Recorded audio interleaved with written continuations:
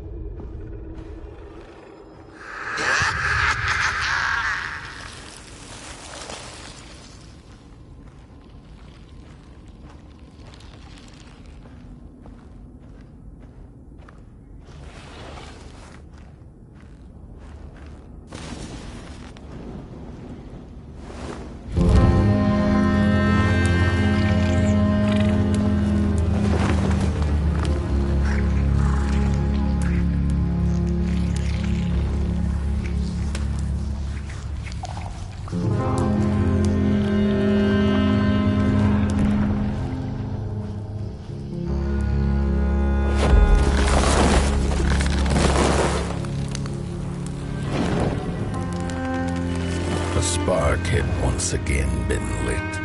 It was told that for the being who kept fire in their heart, all darkness would vanish. Nevertheless, this long night seemed endless and fraught with perils.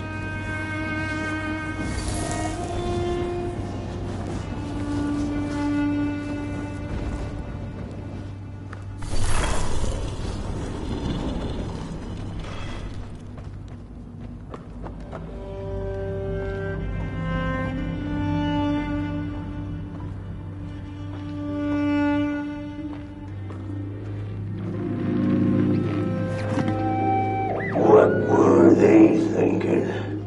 That thing was meant to remain dead.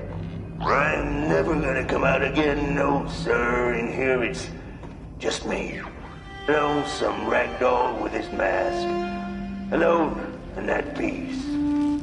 They burned it all away, and for what? Shine a little light on things? I can see just fine in the dark.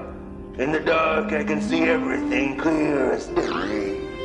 What were they thinking?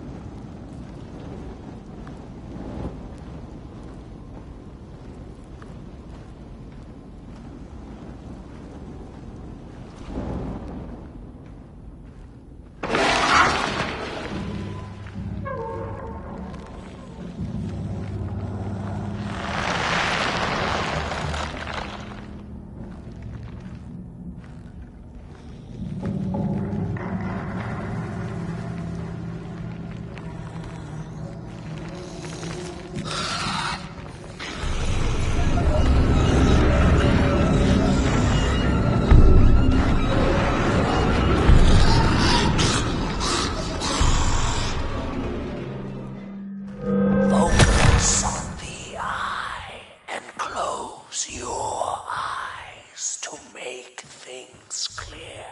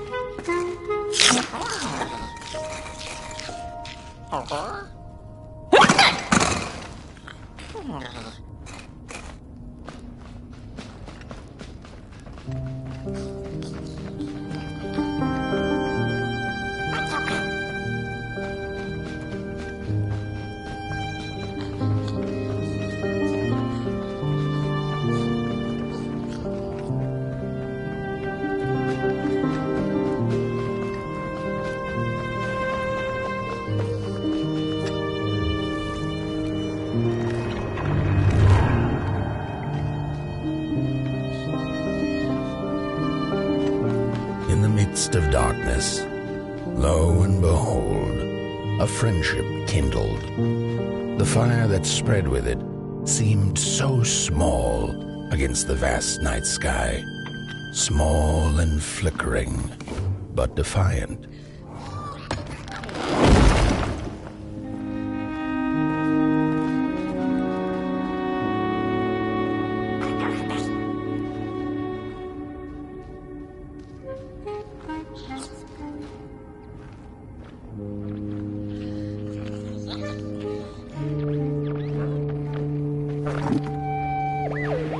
With wire, clay, and fire. The craftsmen built the foundations, followed by the trees and the rocks. And after them came little houses for us tiny ones to cower in. For existence was so big, so vast, that without a roof above one's head, one could have fallen straight into the skies. And yet, with all that stuff, they didn't know what to do with us. So I reckon that's why they built the Midnight Walk. For us to wander, for lack of reason.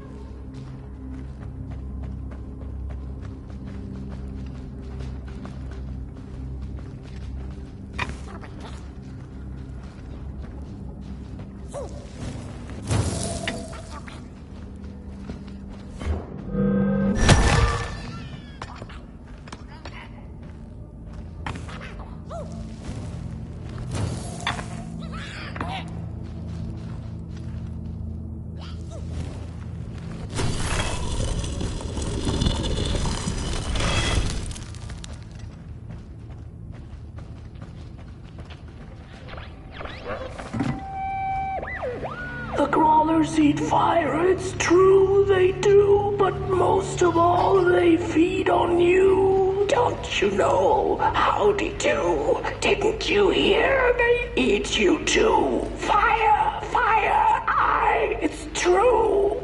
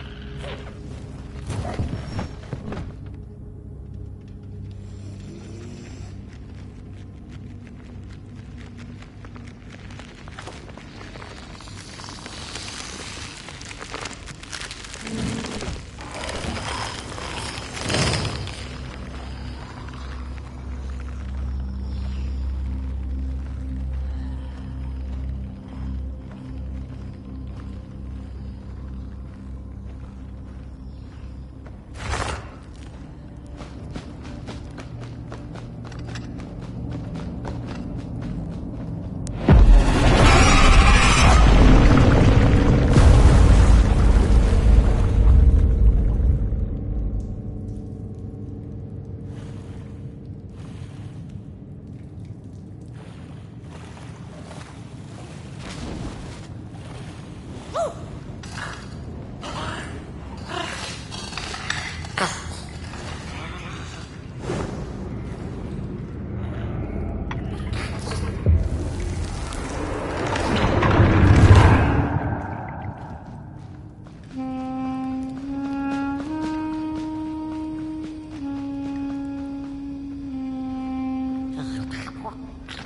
And so it was that the Burnt One and a small flame took a wander down the midnight walk.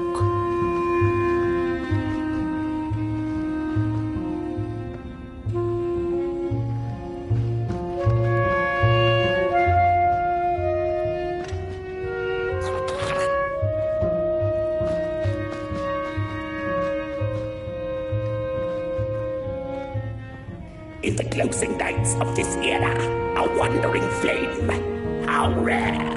A little pot boy. This is already the end. Your pot boy, the last ember of the work table that was. You are destined to carry this torch to Moon Mountain. It is inevitable. We must all partake. Your purpose burnt into clay. Your pot boy must spread his fire. Walk now, spread your fire. Walk, walk, walk. The soothsayers have spoken.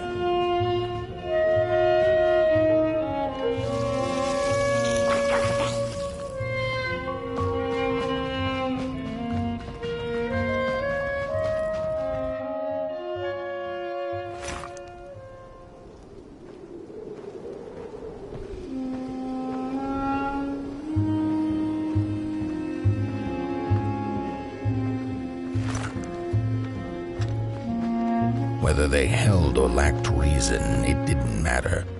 When times were dark and winds blew cold, there wasn't much left to do, and it was quite enough to simply put one foot in front of the other.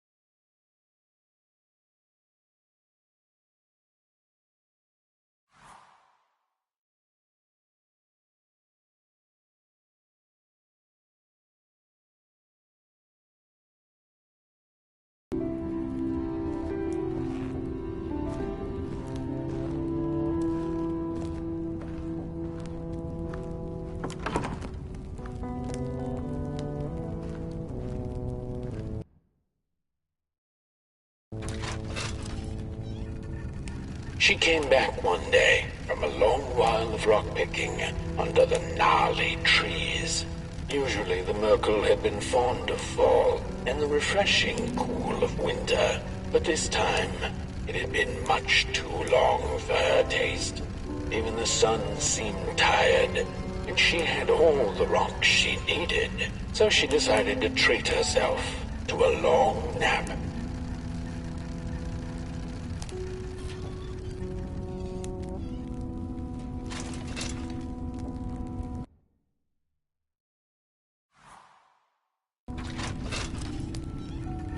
The Merkel dreamt many dreams of the mysterious moon and the critters living within its craters, and of the ocean and its deep secrets known only to the sea creatures and the corals, and of the twinkling stars that had so much to tell, but they were too far away to be heard. All of it intertwined in a colorful tapestry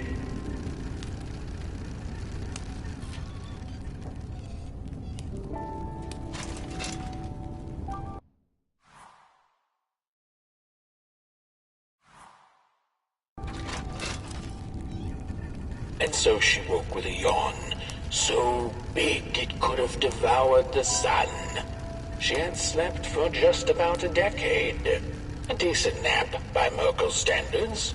She smacked her dry lips, looking forward to what the new dawn had to offer as she left her lair and went out into the cool night. "Wait a minute," she exclaimed. "Night?"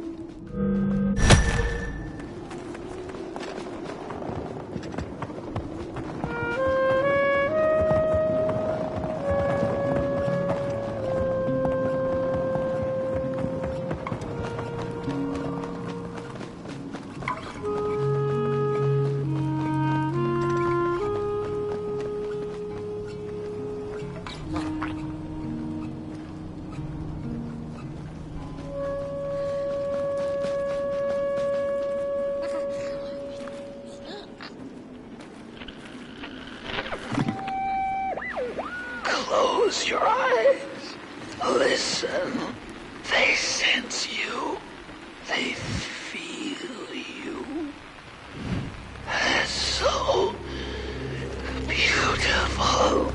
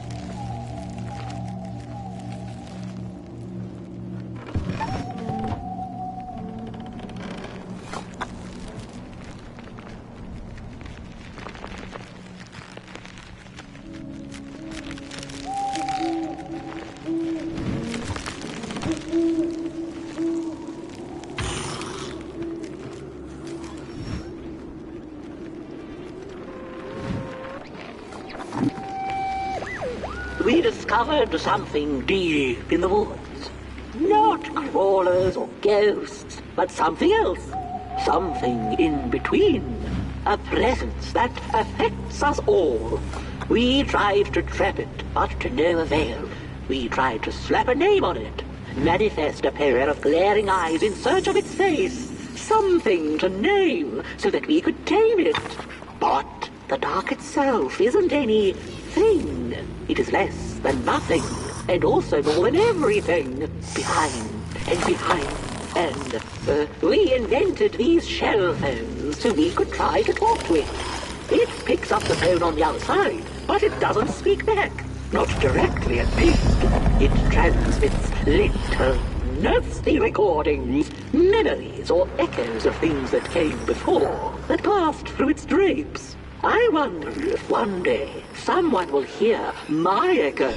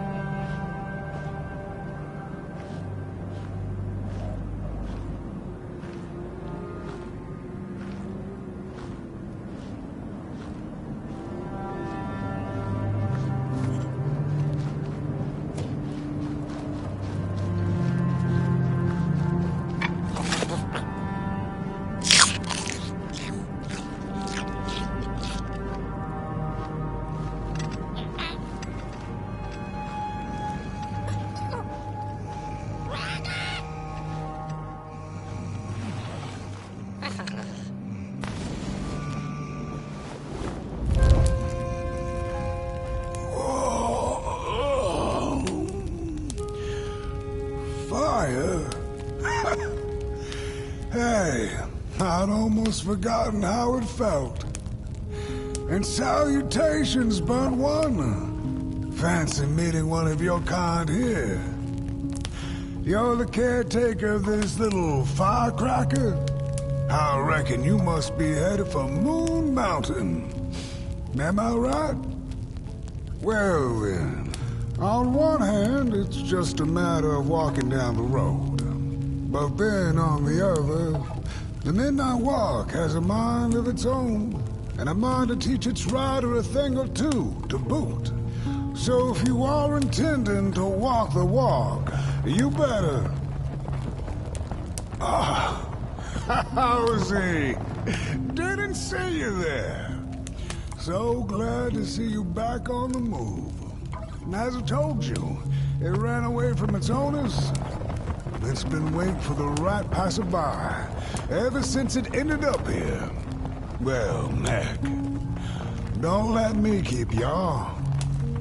See you down the Midnight Walk, and Burnt One. Wherever you end up this long night, keep that fire alive. It's really all that matters. Don't take my word for it. Just see for yourself. Some folks certainly know how to talk the talk. What you lack in talk, Burnt One, I trust you make up for in walk.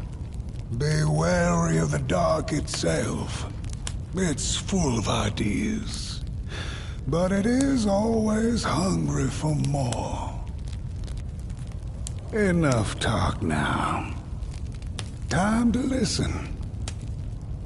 Listen to the road, the trees, the shadows, to the stars. Oh boy, you'll be amazed what you'll hear if you listen a little.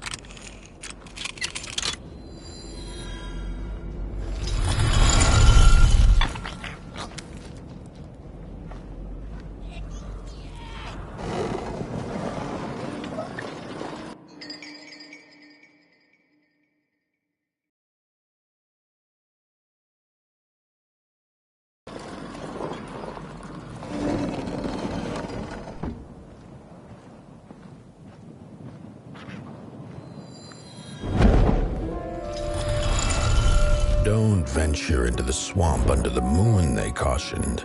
There, wild eyes watch, and itching teeth yearn for succulent heads like ours. Gone are the bodies of old, and they can no longer shield us from the terrors. Look at those two arms swinging around. Disgusting. Get back, limb tree. Don't touch me, you limb tree. You get out of here. What are you looking at? Heads up!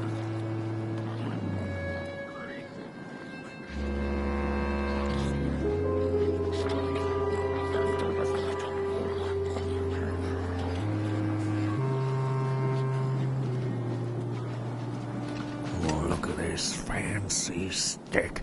It's my favorite stick in the whole wide world. It's the best one in my collection. I got no better stick than this stick. Can't believe I found this stick. Oh, it's a keeper. Oh, it's so beautiful. Look at that stick. Oh, sticks. I love sticks. I can't get enough of them. But this one is the best by far. Oh, I love it so much. Oh, I'm gonna keep it forever and ever. It's gonna be on my tombstone. I love this stick. Oh, I can't believe I found it. No, my stick. Give it back. No. Oh, my stick. My favorite stick. Oh.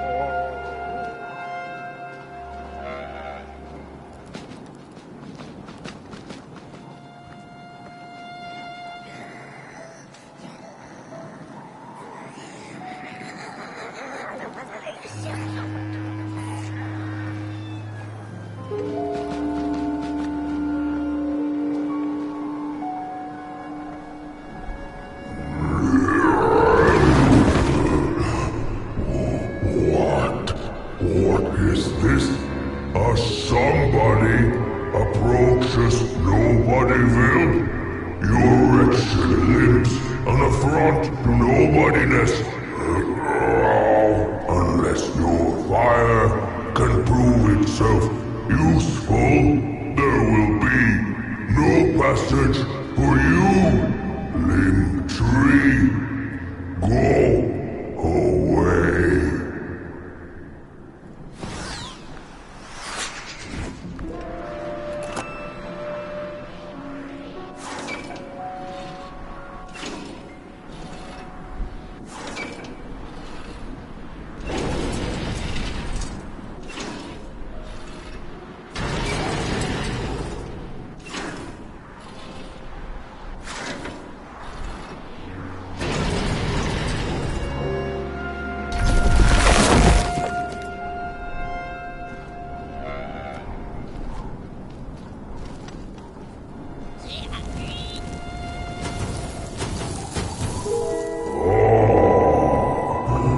Candles have not been lit since before the great beheading.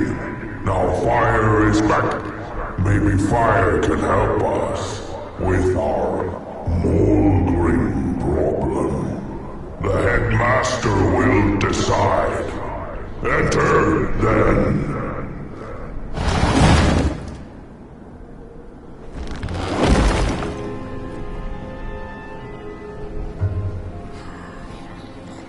Do not make me regret my decision. The fire is dangerous, but so is the bitter cold that has taken hold over Nobodyville. You get out of here.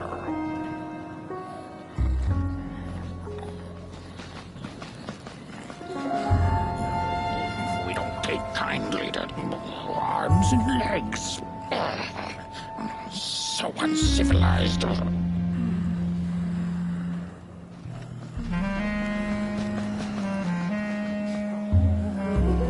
look at those two arms swinging around.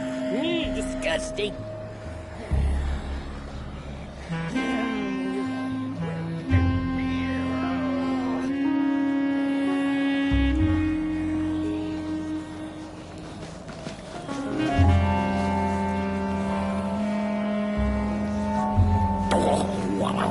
What do you think you're doing here?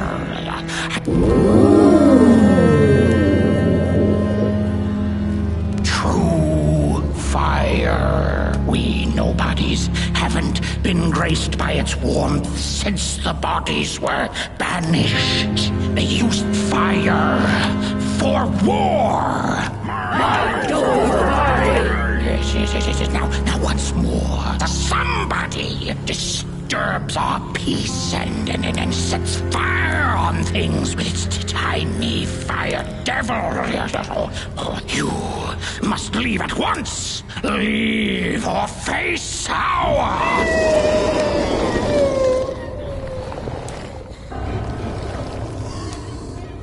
It's the Moldgrim! The Moldgrim is here!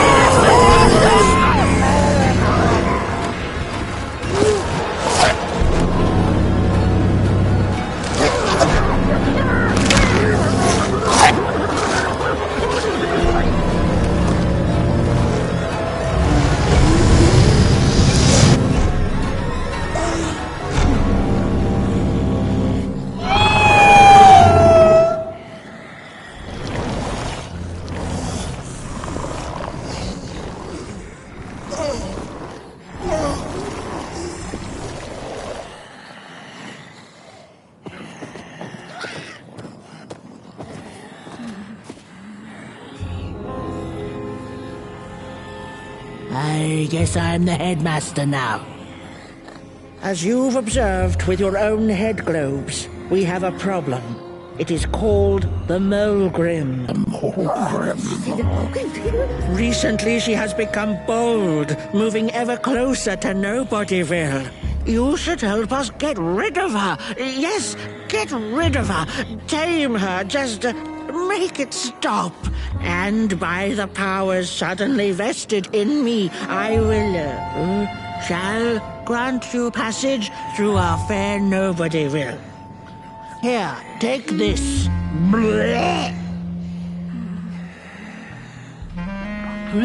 Now, go do the quest. Meet the problem head on. Tame the Molgrim, and we will. I shall graciously let you pass through Nobodyville. Molgrim's cave lies that way, if I could point. You have a good head on your shoulders. If you ever need help relieving it of your body, you know where to find us.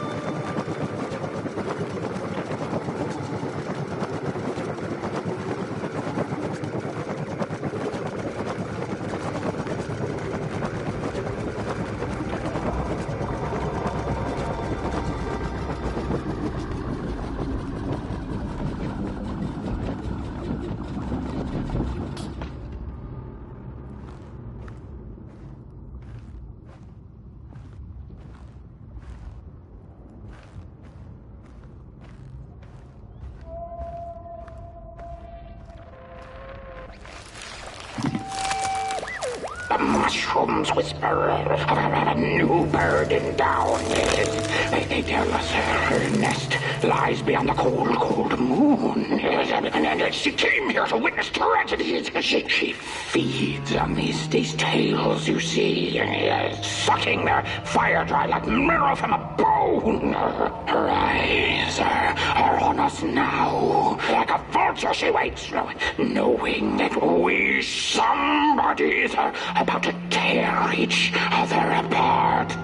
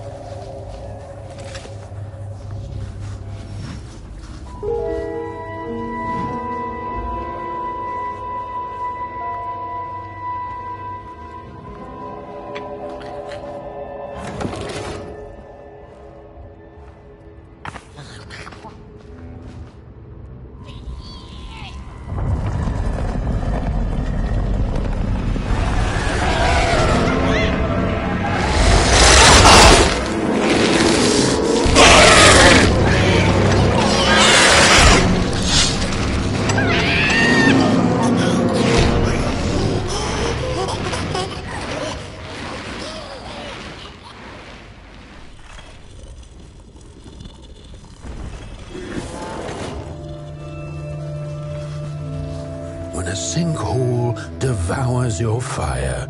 Give it up or dive in after it. An old swamp saying.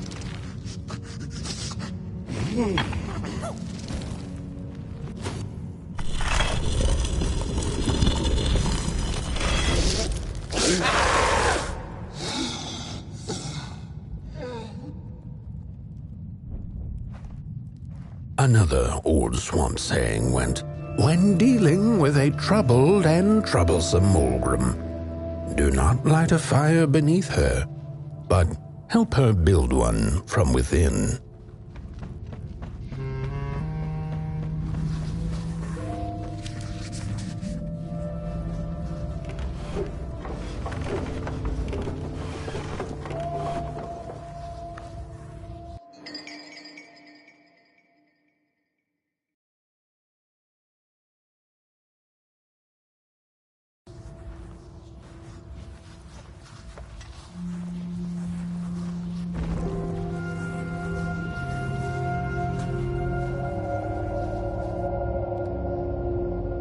Oh, my neck hearkens the anguished howls of the Mulgrim, and the bitter patter of feet. A somebody and its flame, albeit a small one. 'Tis enough, perhaps. The Mulgrim's precious shards, they must be returned to her lair, to her cauldron. Only then may the cleansing fire burn.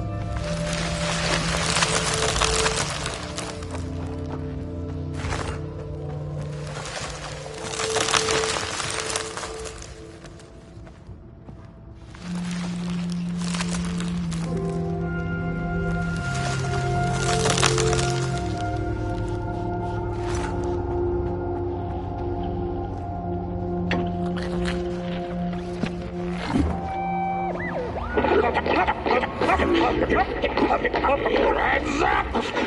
Ready! Up! Rip with your boots! Take with your hands!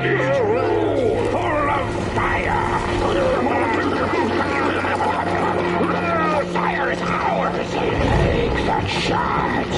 Take the fire!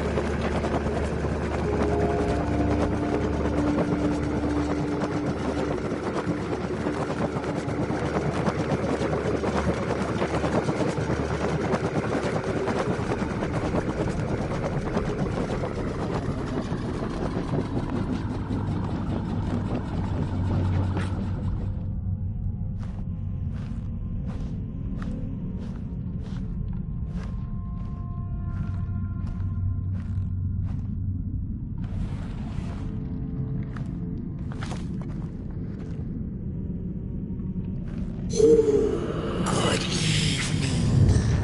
Or is it morning or afternoon? Hard to tell without a sun, isn't it? No, it is most certainly night, or moonbirds hooting wouldn't make sense at all. Speaking of sense, will you help an old bird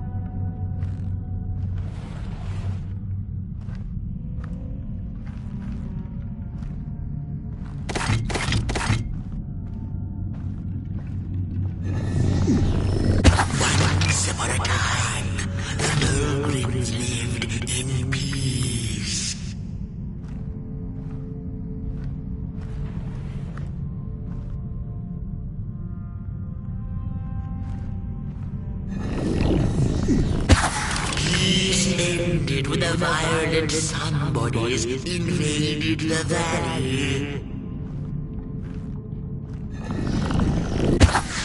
The valley was taken, but then began the Battle of the Bodies. Intriguing.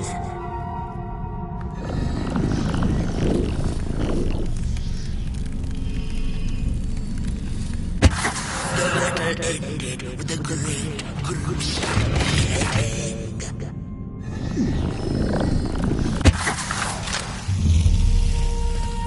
For time immemorial, the Mogrims had lived in the valley in peace, sharing good eatings and howlings around their fire, which they had inherited from the skies.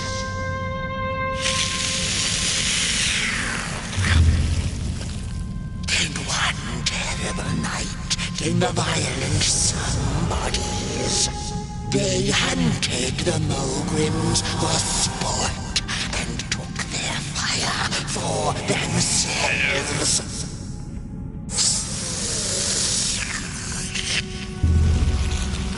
But the somebodies knew not what they were dealing with, for as soon as they held the fire in their grubby hands, they began to fight one another with it.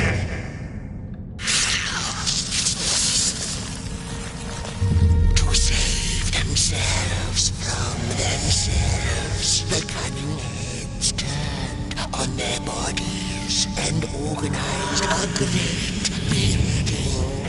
And so it was that somebodies became nobodies, and the bodies were exiled. A time of peace would ensue, or so the headlings thought. The last living Mogrim had been biding her time, and saw now an opportunity to return and take bloody vengeance upon the heads, who were now left defenseless without their bodies.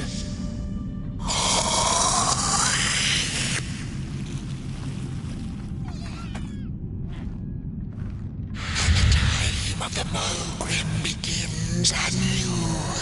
A storied meal indeed.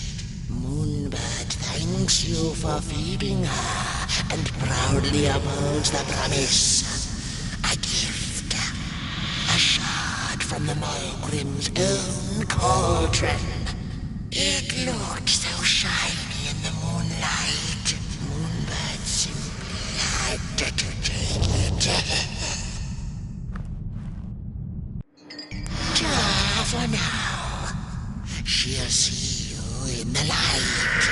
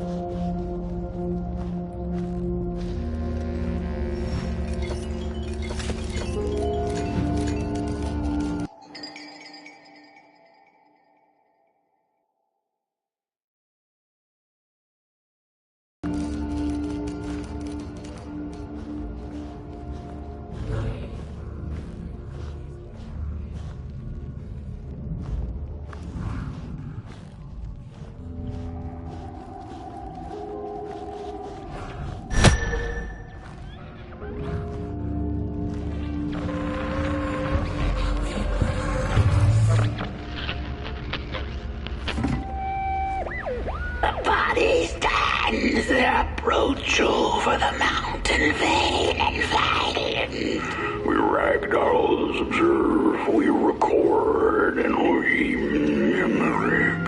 Their faces laugh as they do not know what the sordid yearning hides behind. His hands will tell. We put on a mask, we perform, and we put on a show.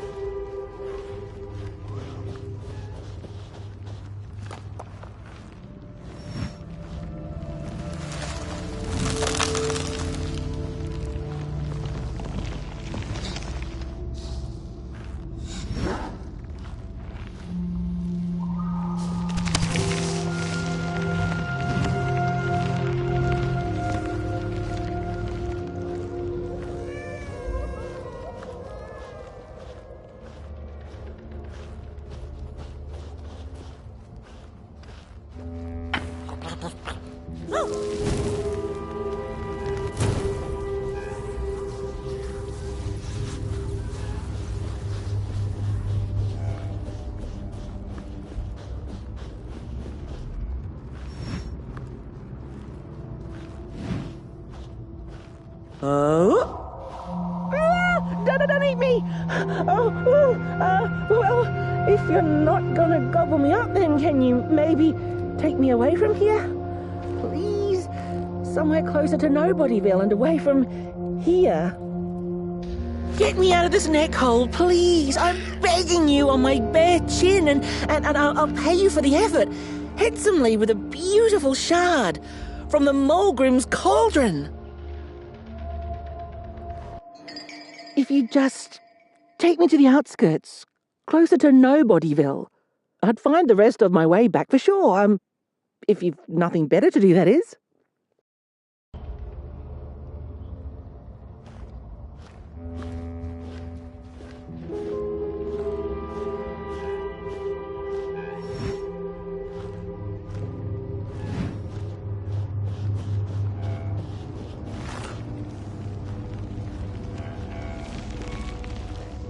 Look out!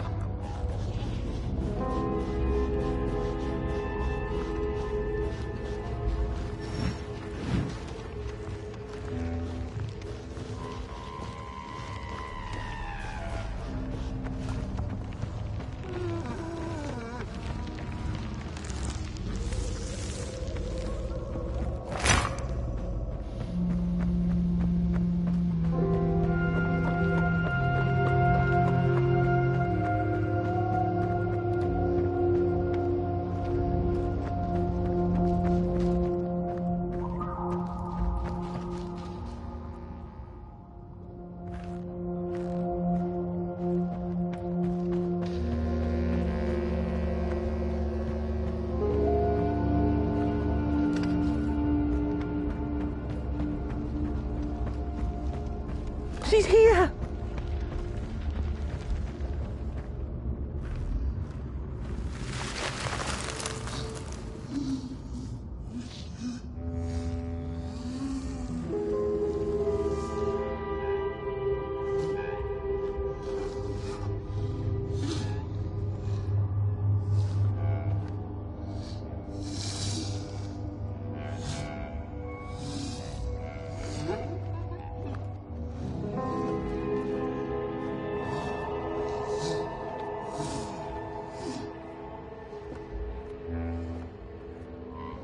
Watch out!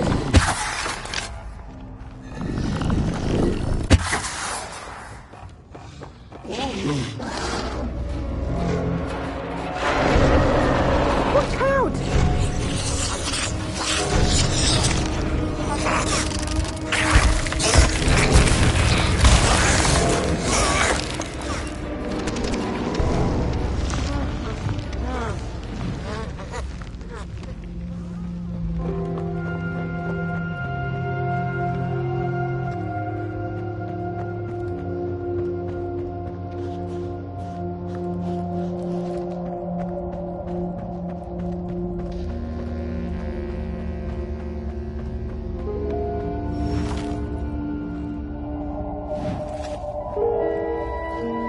Phew, thanks for saving my neck.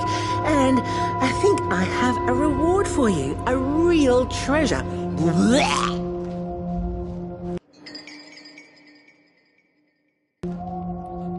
There you go.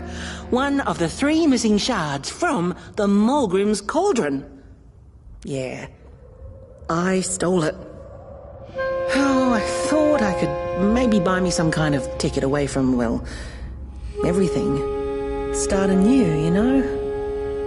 A good head on a pair of healthy, strong shoulders.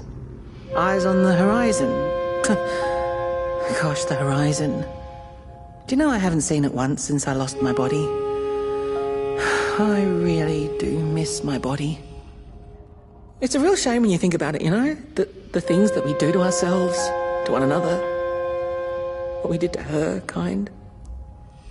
All in the name of some sort of control. Doesn't make sense. Anyway, I guess I'm sad. Sad and sorry.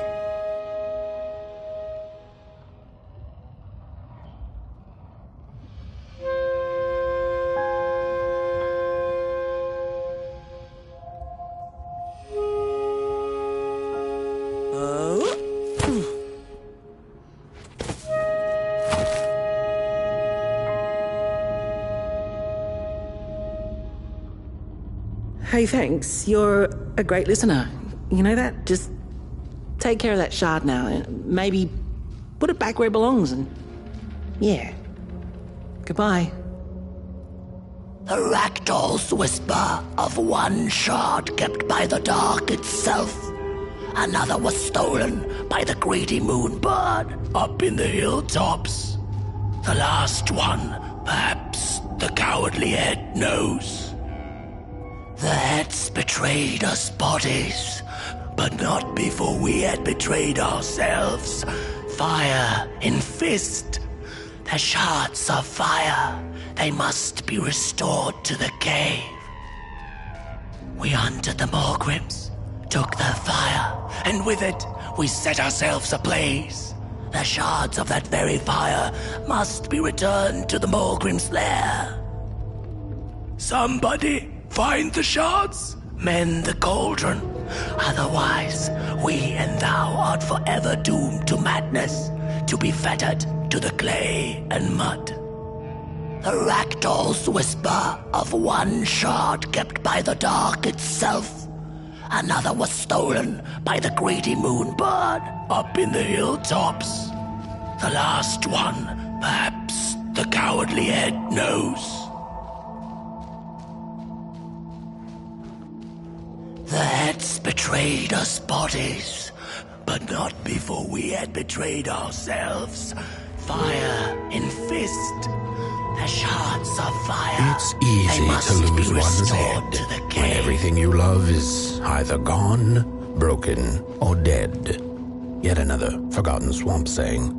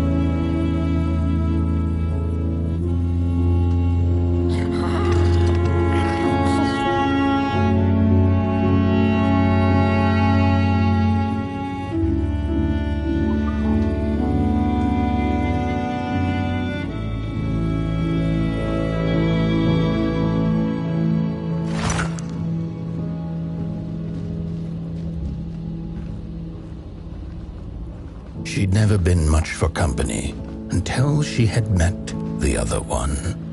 He had shimmering scales, an appetite for life, and carried a faint scent of rotting leaves she found irresistible. Oh, how they used to laugh at the distant stars, bitterly, together.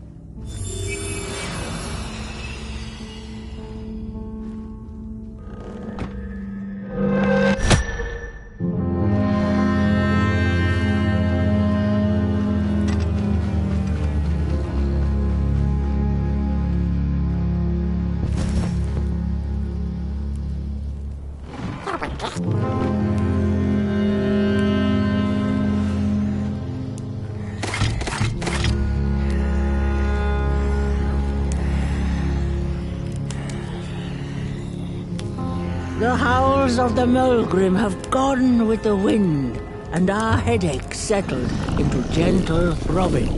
Thank you, somebody, for you have not only graciously saved our necks, but also demonstrated the value of brain mass and heart blob working together. Would it be time for the bodies to return? We must convene on this matter, and you and your wandering flame must now leave through our gates and keep on walking the midnight walk to Moon Mountain. Moon Mountain! Here you go, somebody. This key will open the town gates. The The mountain once again beckons, and the call is answered. Very well, and take good care of your flame. The dark itself is hungry. The body can be a wonderful servant, but a terrible master. Do you hear that? The marching of feet in boots.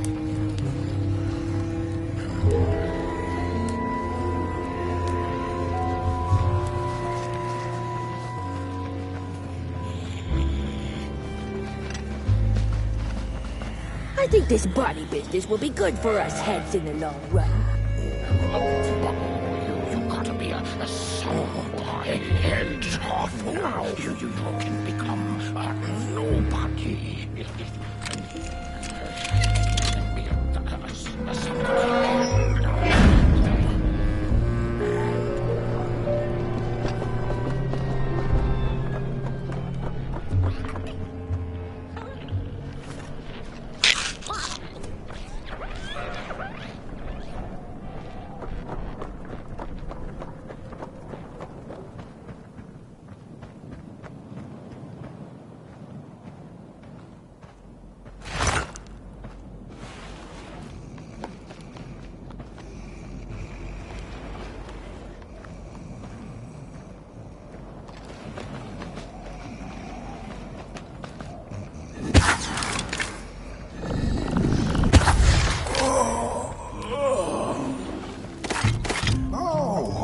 Back from a little swamp detour, huh? Hope the heads didn't give you too much trouble. At least your head looks attached to its shoulders and your friend's is, well, burning. So do not despair. Should you once again lose your way along the Midnight Walk, you're probably meant to.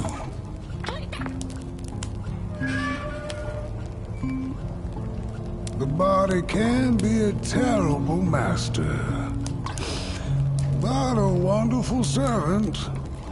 Protect the spark. Find its home, won't you? See down the road. Now I guess you gotta lose your head before you can. No, there's nothing there. I gotta workshop this one some more. You better get going. House is restless, and I'm feeling a song shaking in my boots. Things don't have to make sense to make sense.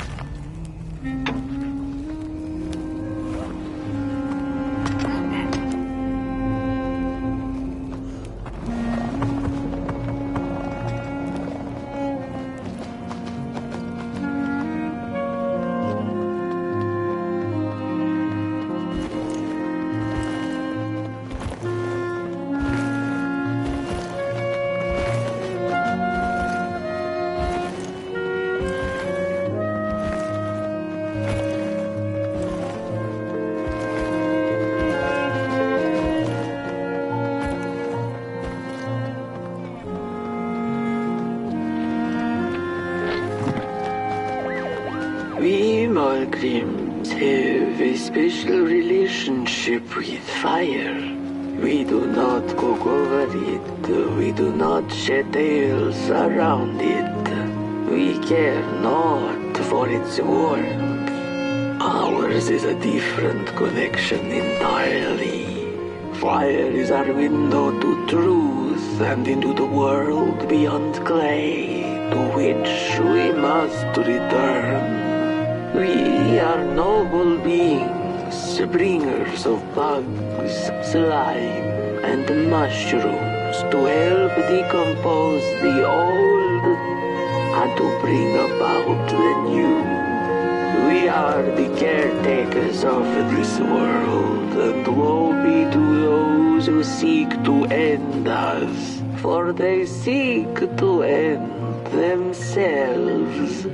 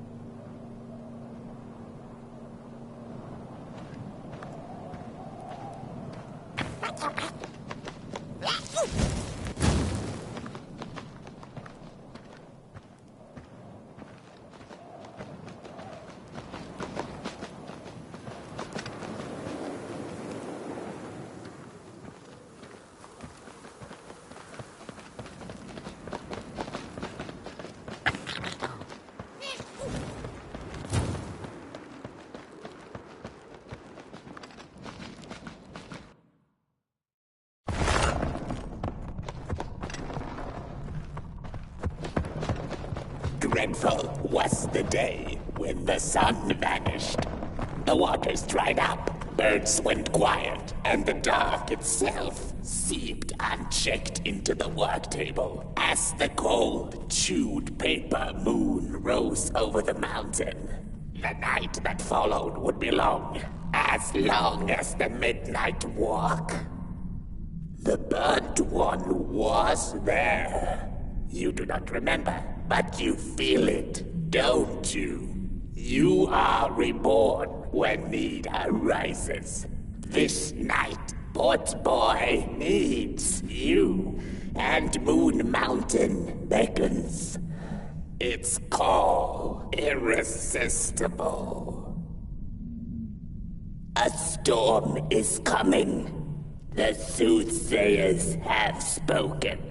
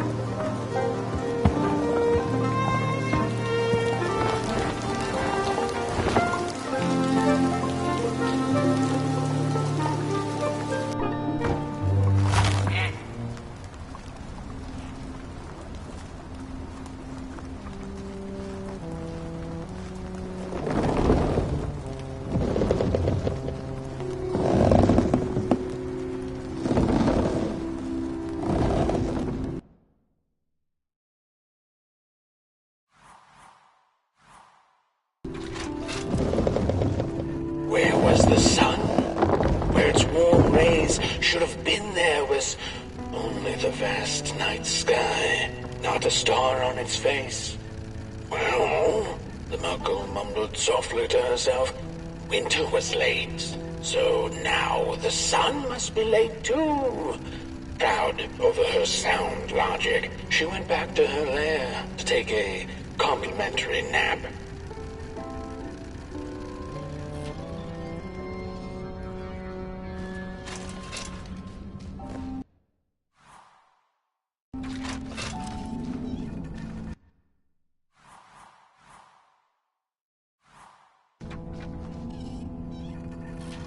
The Merkle had taken a nap that had lasted 2 decades.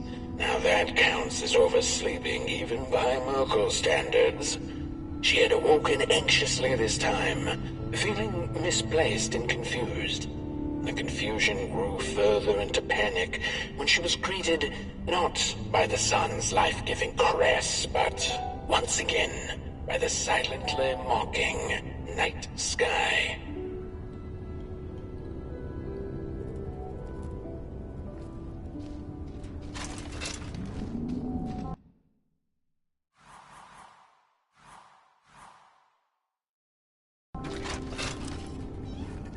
There was one star out that night, and it glowed a cold red.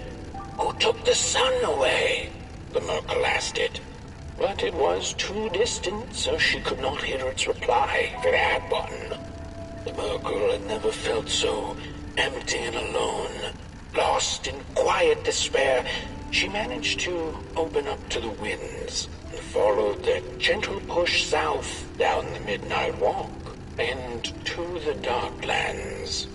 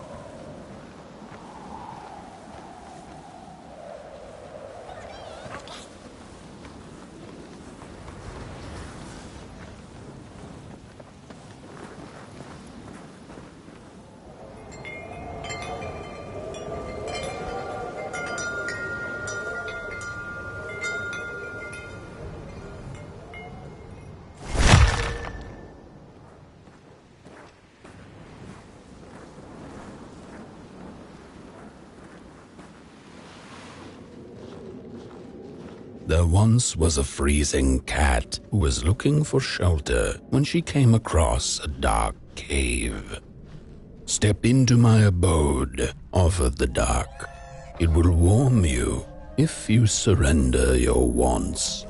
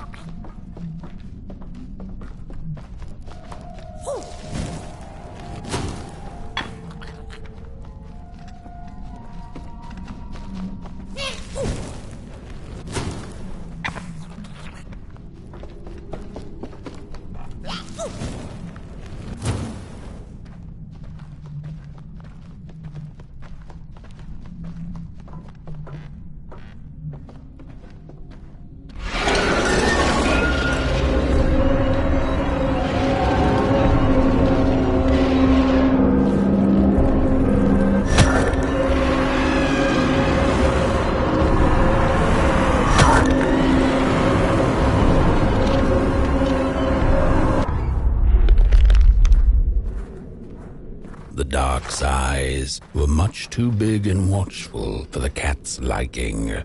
She went on to find warmth somewhere else.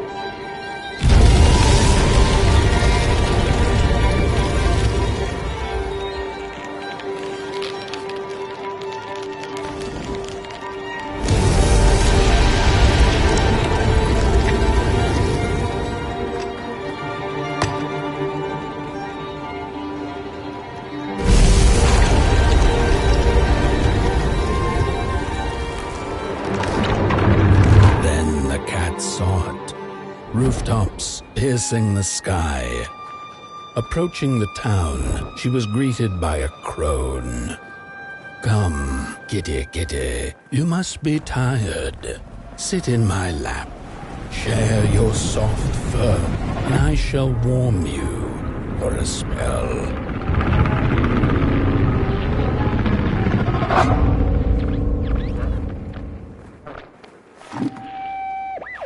Hello, Mother. The well said to give it a match, so you and I could talk again. I hope this works, because that was my last one, and well, it's cold now.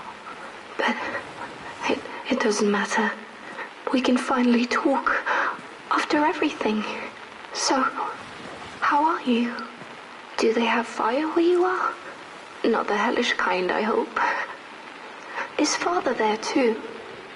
I think you should talk to him again. I know it doesn't seem like it, but I know he loves you still. I love you. Still. I can't feel my hands. I can't feel anything.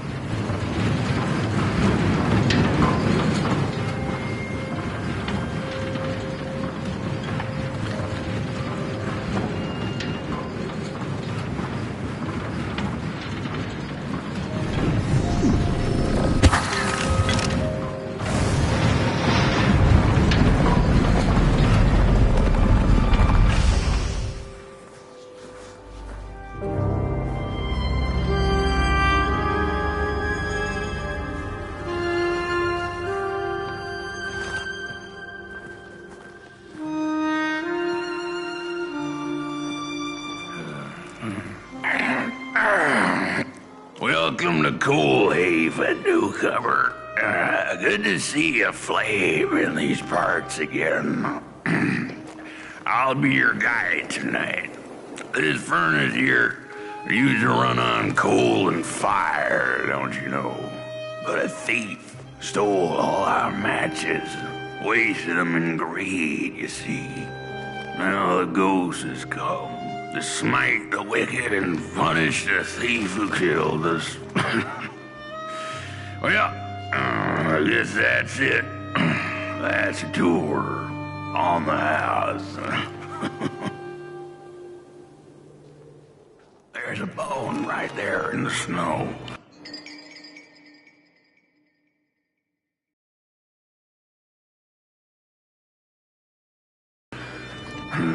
That ain't no place for a bone, but the day of the dark shall come in the guise of a thief, in which the stars shall quietly pass away, while the houses shall be destroyed with intense heat, and the earth in its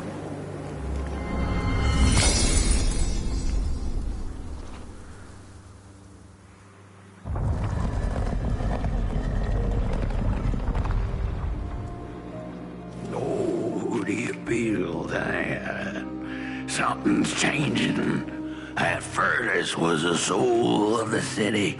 We used to worship it, us coal miners did.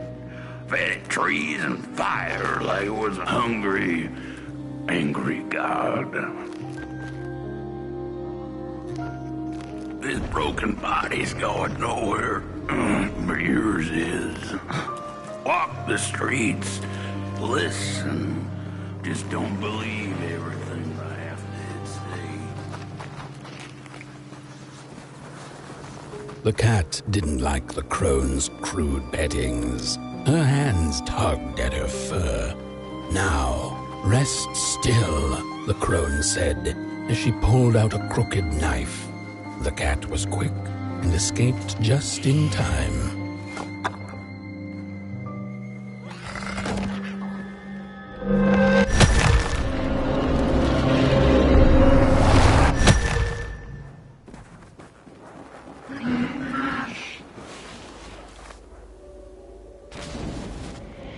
Listen for the bone.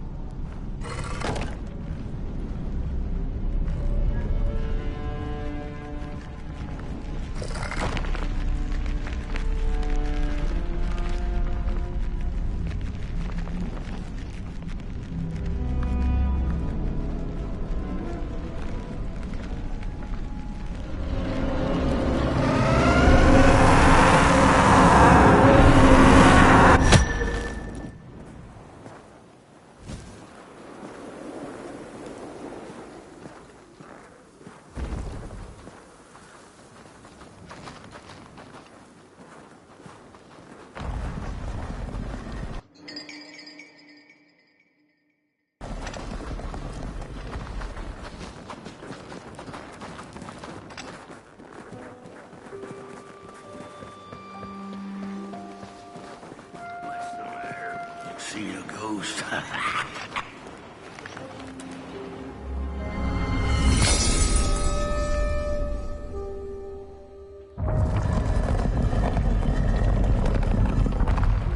The thief loved the stars. Would have plucked them out of the sky if it were possible.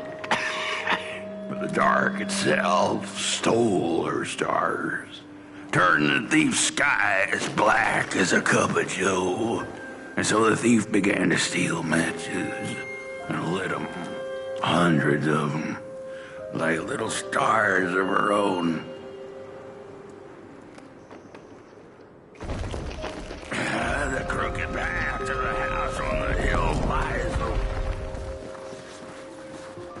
Wherever she sought warmth, it had a price.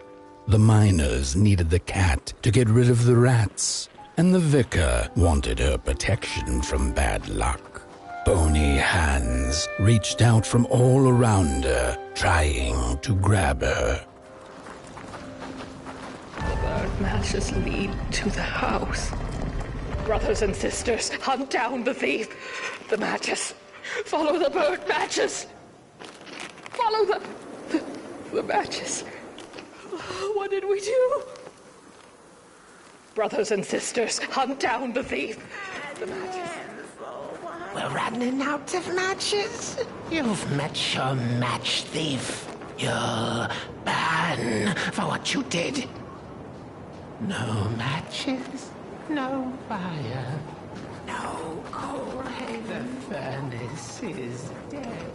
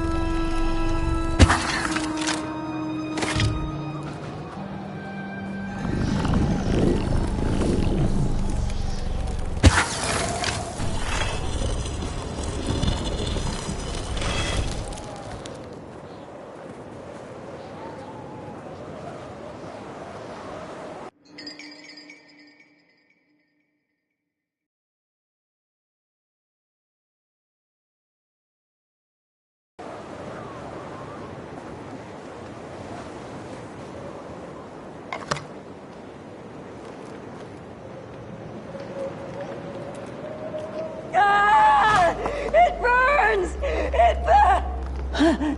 What's... This isn't my body.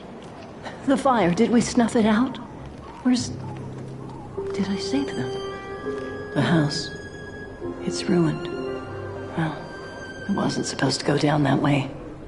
They locked the door, threw the key into the woods. Huh. There was so much anger, and now there's nothing. This body is so uncomfortable.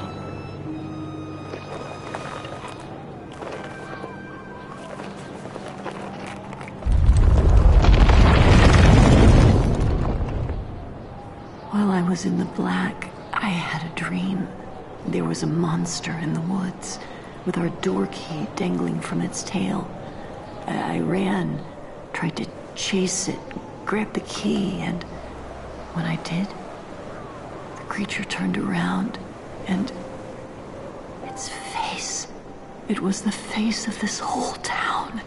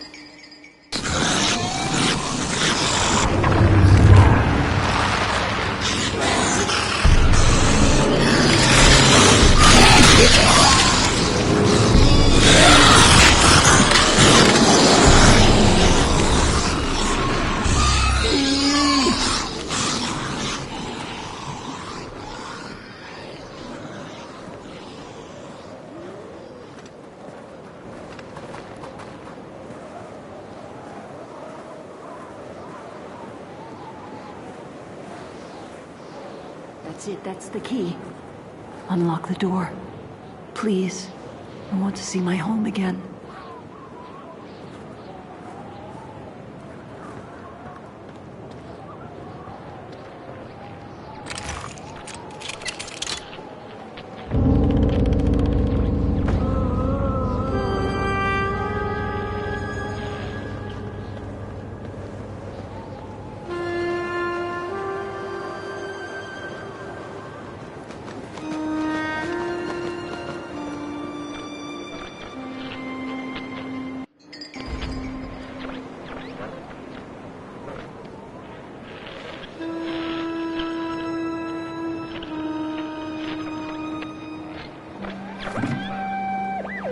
Furnace is getting weak.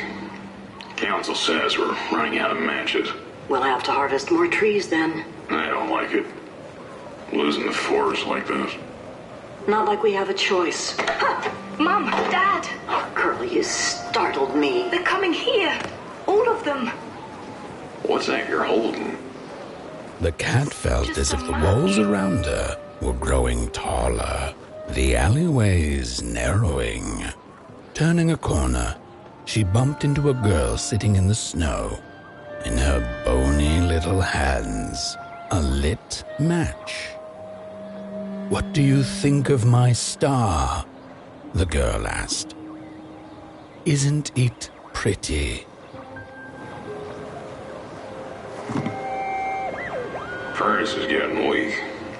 Council says we're running out of matches. We'll have to harvest more trees then. I don't like it. Losing the forest like this. Not like we have a choice. Mom, Dad! Oh, Curly, you startled me. They're coming here. All of them. What's that you're holding? It's just a match.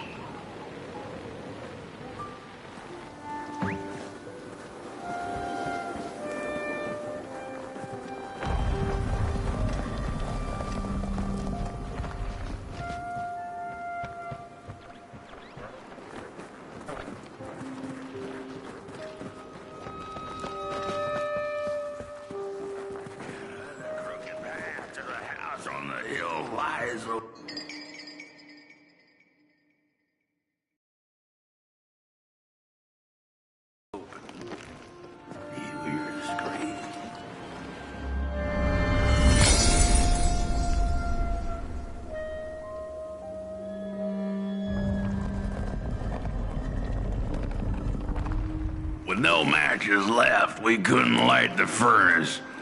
And the thief paid a terrible price for her burning greed. As the furnace died, one by one, so did we. But before we perished, the dark itself moved into our hollow husk, turning us cold and wicked.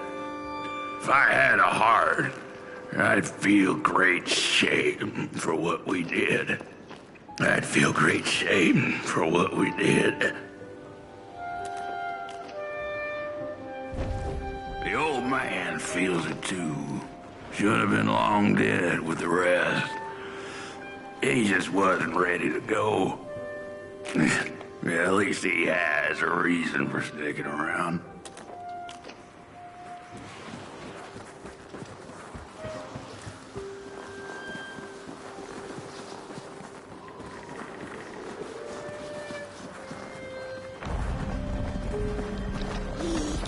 She killed the furnace, so he killed her.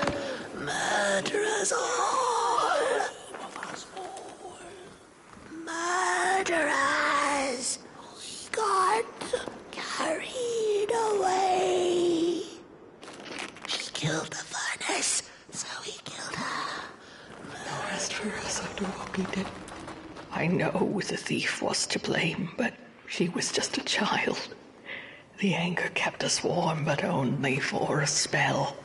Now there's nothing left but cold, sharp guilt.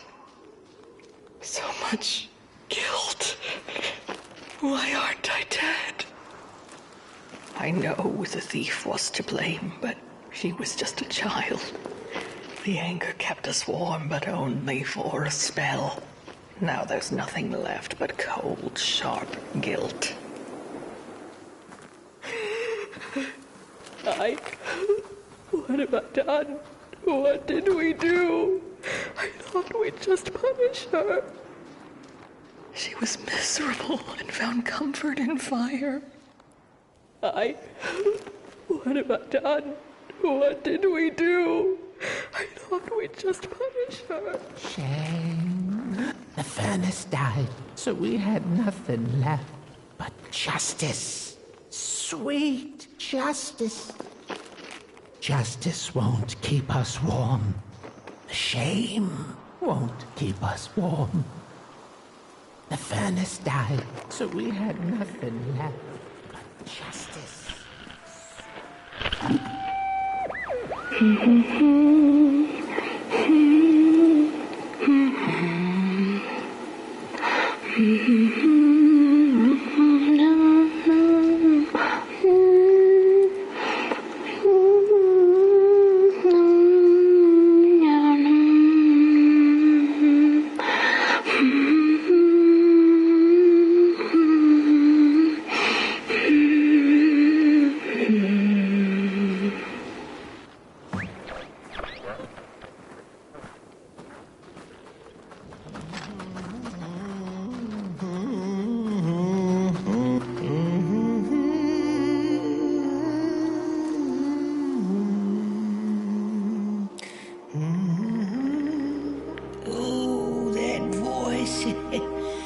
What I wouldn't give to hear her sing again. Those sweet, sweet tunes, like fallen leaves of the trees that were. Such a waste, such a shame. I wish I could hear her sing again. Just once, just once. Oh, I know she stole from us. I know what she did to our town. But she could sing. This town's not much without fire, no. But it's even less without song. If I could just hear that lullaby one last time, I know I'd be able to move on.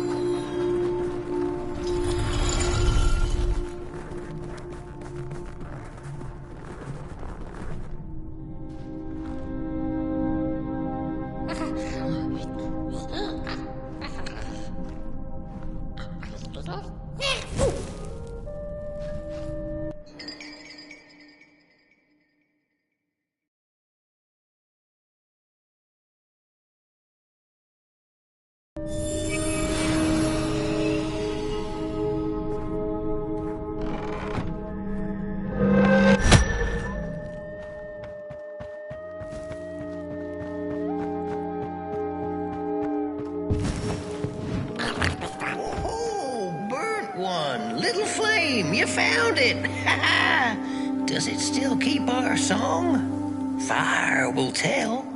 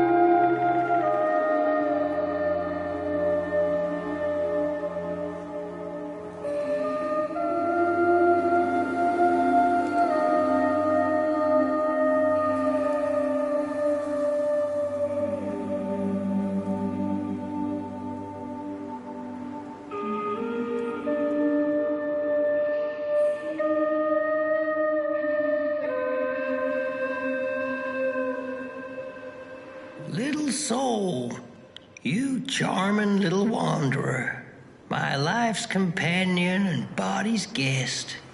Where are you off to now? I don't know what I thought would happen.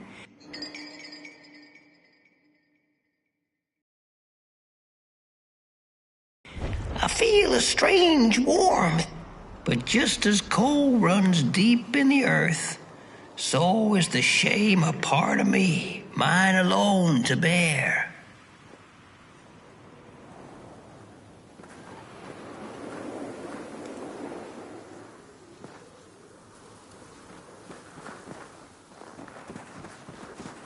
The girl offered her burning match, her last star, but the cat could tell she needed it all for herself. Grateful for her unconditional kindness, the cat left her to her ghosts. Matches were plenty, and then there were few. A thief.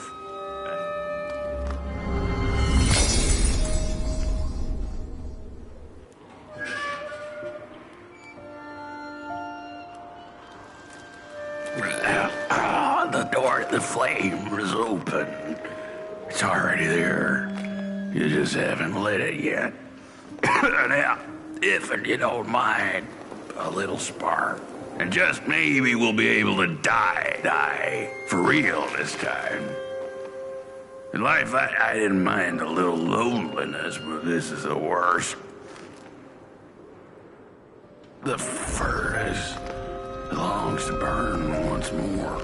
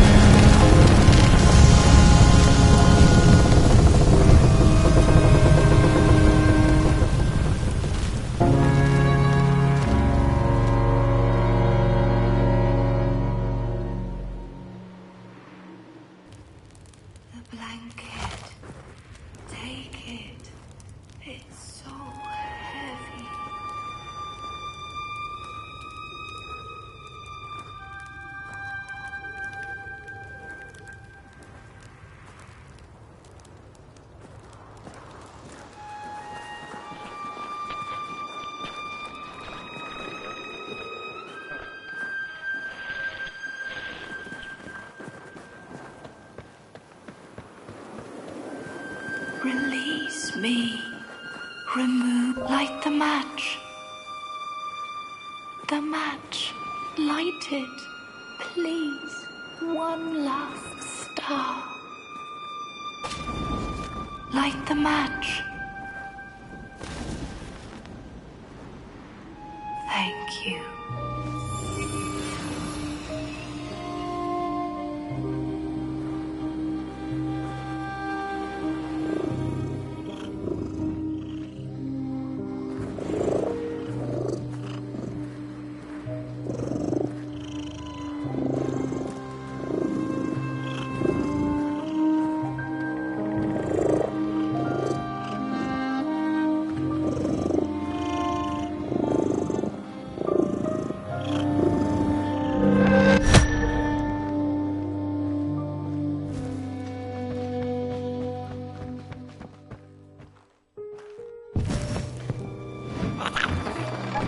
the cat finally settled in front of a giant burning furnace.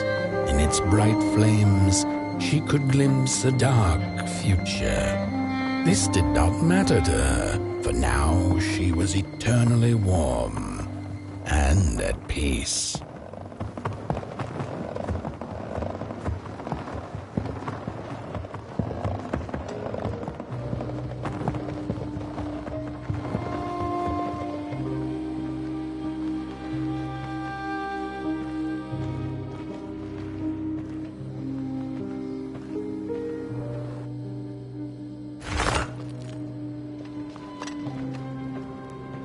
The flame burns still, and the fire has spread along the walk.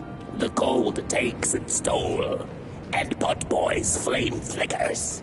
But it is still enough for the climb to Moon Mountain, to light the final fire. The road always leads to Moon Mountain. Hark! His fire belongs to the mountain. It came from beyond the moon. You have always been destined to burn. The soothsayers have spoken.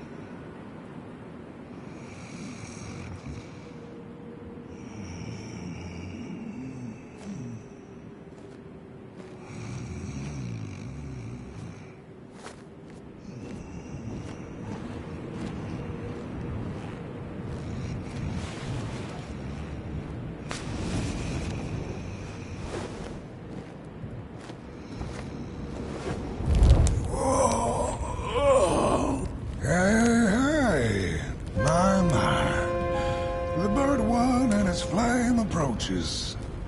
The road's been long, hasn't it? And it just keeps on going, don't it? Why don't you rest here for a spell? Change is in the air. Warm winds coming in from Coldhaven. I trust you're not pushing that little flame of yours too hard. He is mighty, no question about it. But between you and me, he still has a ways to go until Moon Mountain. Ah, heck, it ain't my place to tell you how to tend your flame. I'm sure you'll be fine. You'll be just fine. Ah, to feel at home wherever you walk. How's it?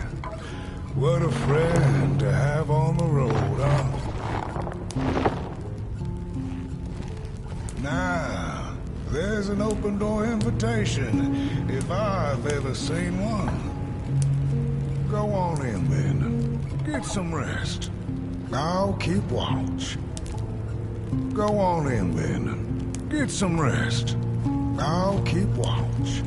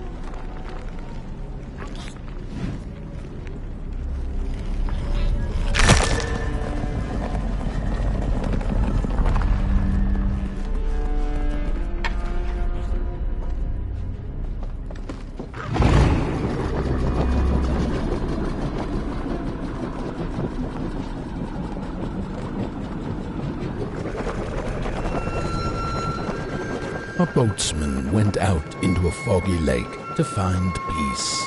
Then, out of nowhere, came another boat that bumped into his. He cursed whoever was on the other boat, but when the fog cleared, he discovered that it was, in fact, empty.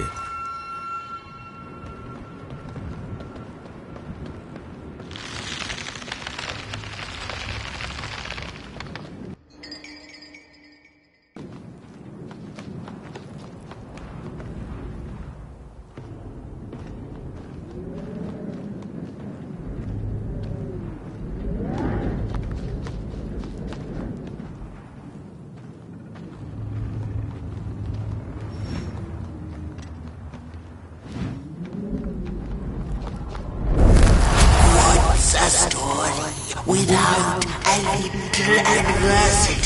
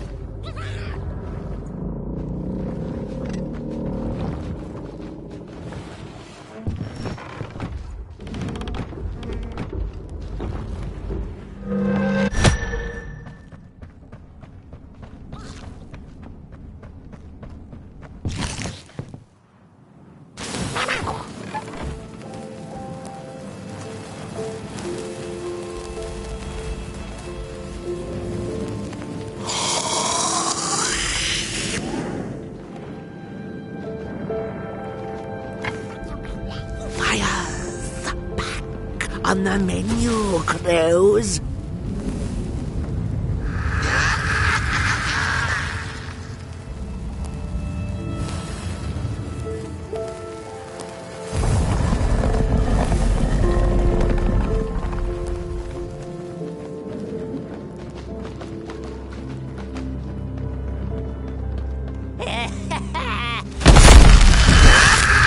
I see you. Not to crawl closer, Moonbird.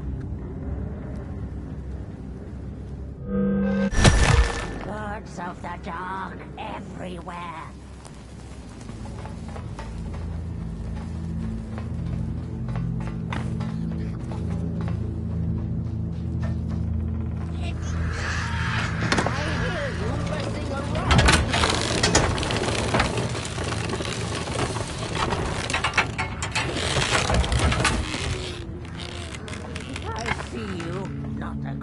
Closer, Moonbird.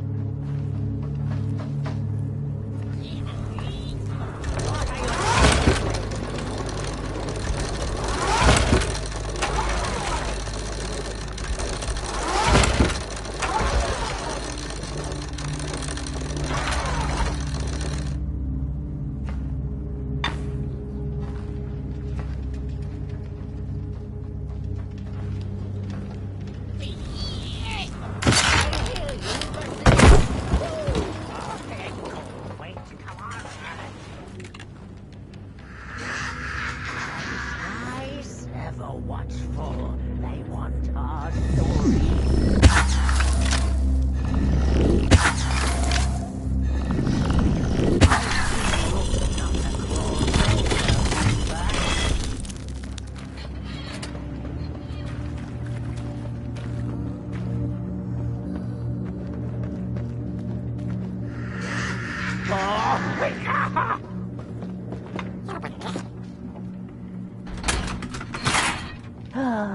The pictures, they're moving again. Forbidden. It is forbidden. It is forbidden. No talking in the theater, fools.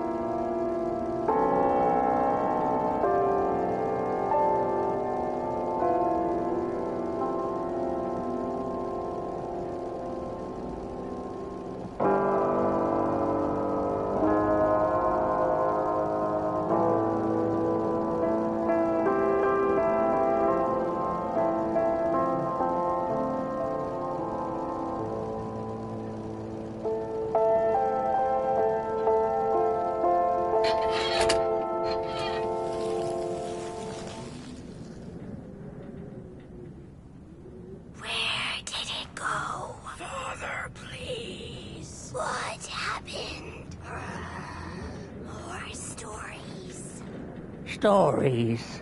How I cherish them. Real as clay, as palpable as the midnight air. All we have left once the dark has taken the last campfire from us. The projectors tell a story of failure. The craftsman projects it onto his creations. He keeps building without love for his craft. He needs to see it.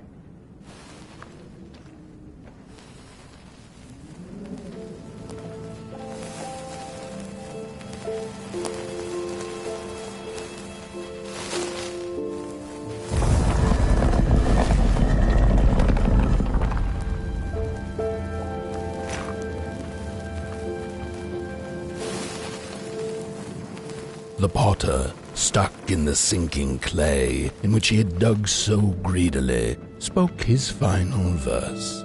Here was I born, and here I lived. My refuge was the clay, and now the clay has played me false in a most grievous way.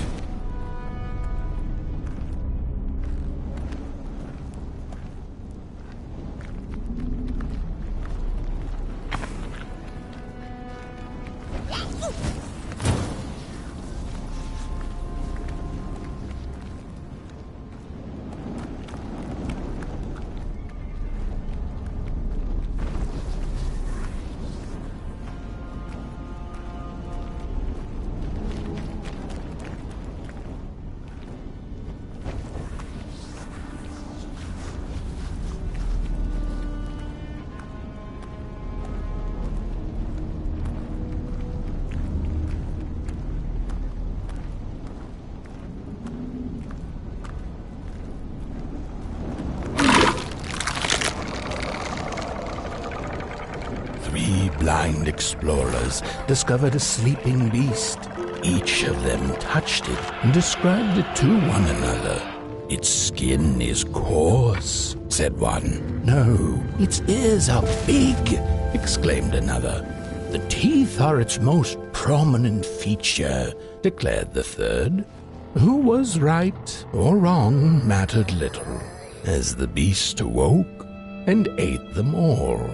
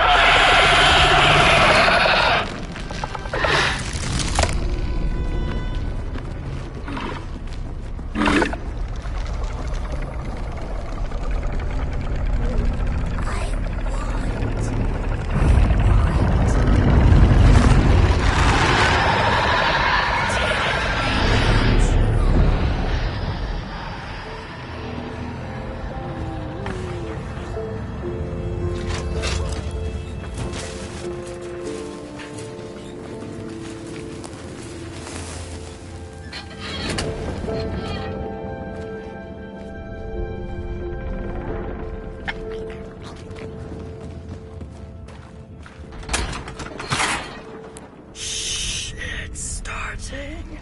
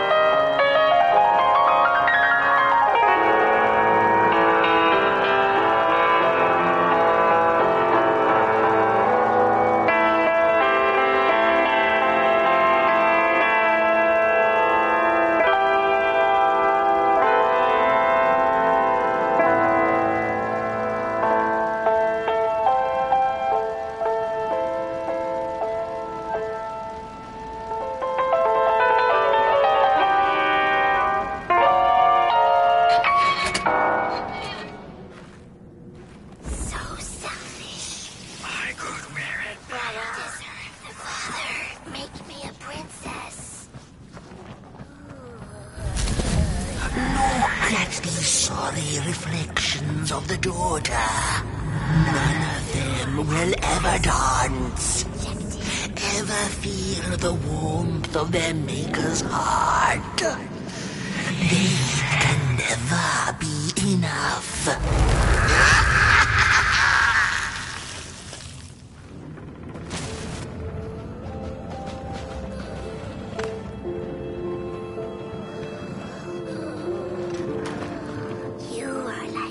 After years of searching for her son, the Weaver was convinced she had lost him to the dark. One night, there came a knock upon the door. "It's your son," said a voice. "Please let me in." Thinking this was some cruel spirit come to mock her grief, she remained silent until her son gave up and left, never to return again.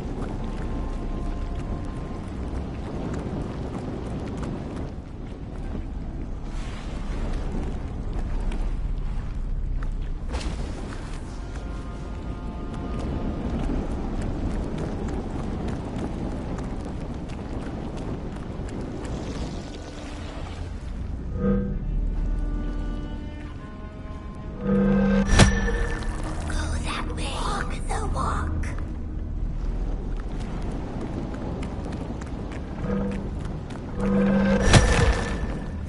the fire. Let the light guide you there. Walk the walk. Go that way.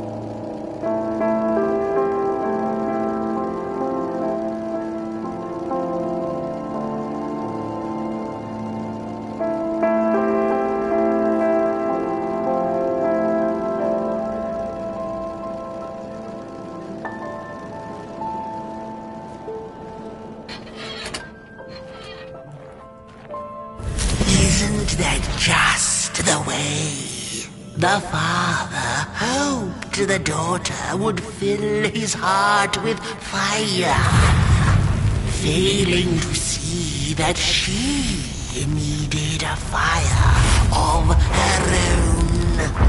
His forces danced away, and he stayed behind, cemented in his ancient groove. The heart is a bottomless pit, never sated, always craving for more.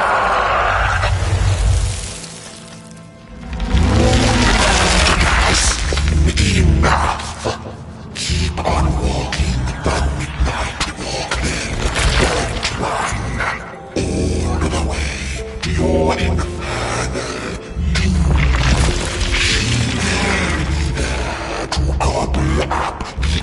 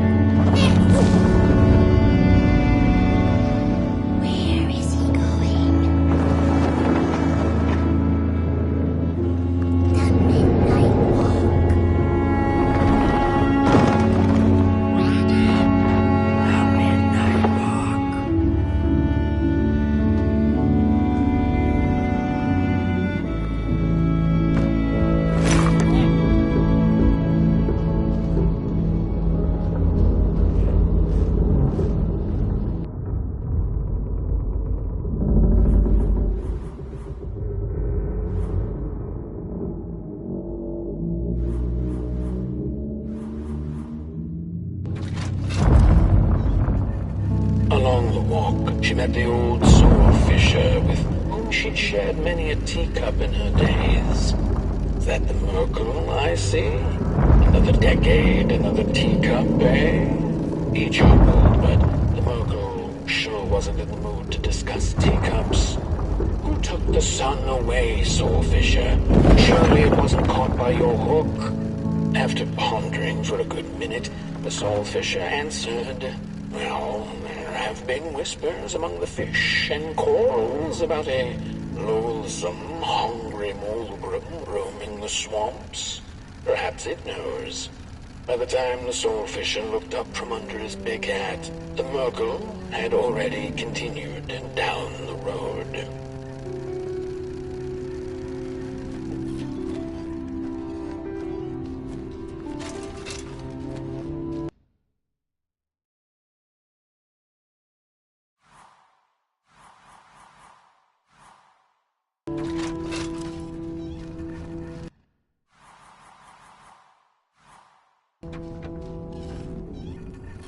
After a long while of following oversized snail-like tracks in the mud, trudging deeper and deeper into the mushroom-ridden swamps, the Murkle heard a harrowing howl. Up on a hill stood a looming figure, dark and still in the quiet of the night. Lo and behold, the Mulgrim, she thought to herself in slack-jawed awe. She greeted the creature with a quivering voice and, unable to restrain herself, asked, "Do you know who took the sun away?"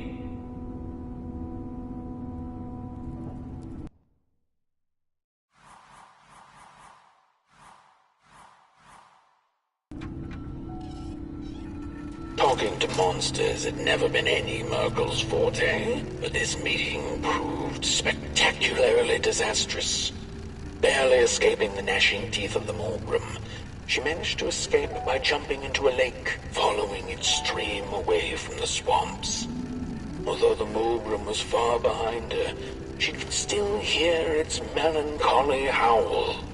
"Mad with grief," she mumbled, "as I will be unless I find the sun again." Tired from running, she searched for shelter and found a dark, dank cave. Cozy, even by Murkle standards.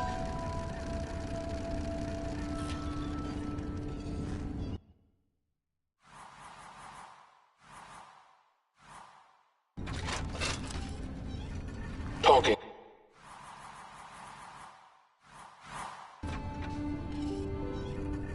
The wind blew cold in the cave, its whispers strangely soothing to the Murkle.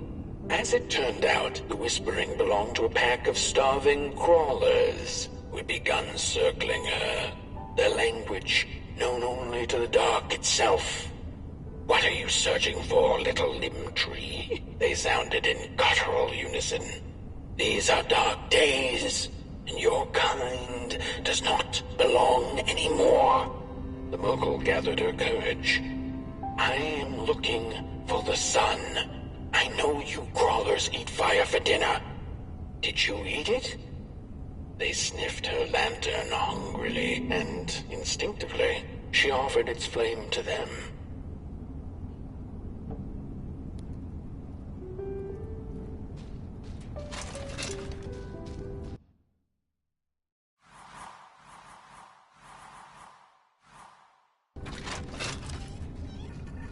The crawlers cackled like mad chickens. "Keep your fire clailing. Take it to the dark itself. Mayhaps there you shall find..."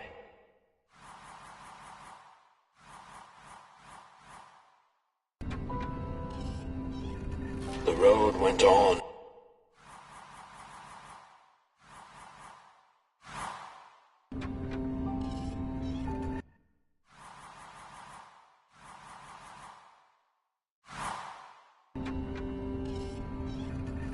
The crawlers cackled like mad chickens. "Keep your fire clailing. Take it to the dark itself. Mayhaps there you shall find answers." And before the poor little Murkle could shriek, the crawlers had gone with the wind. Knowing not where to find the dark itself, everything looked pretty dark to her. The Murkle found her way back on the road, further away from home than she had ever been. The hills were looking stranger by the hour. The rocks upon them seemed to move. They were the head people, a peaceful yet grumpy sort who didn't take kindly to somebody's perusing their lands. They muttered at her as she passed them, but she couldn't make out their words. "What's that, little headlings? Are you saying you know who took the sun away?" But the heads only grunted and rolled away, back to the safety of their huts.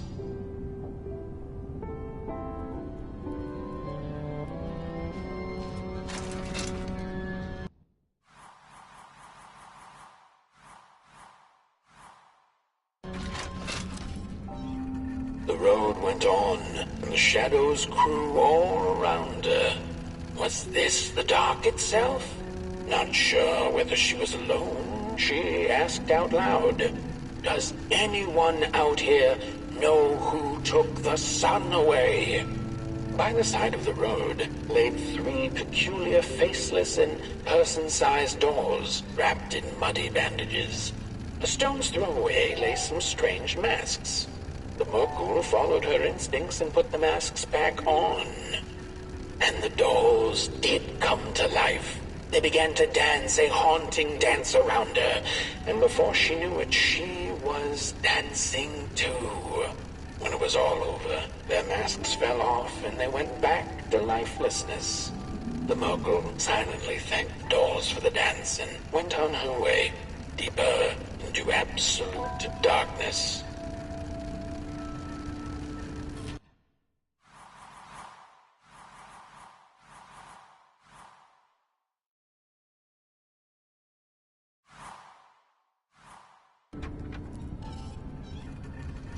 Before she knew it, the little Merkul, lost and tired, came.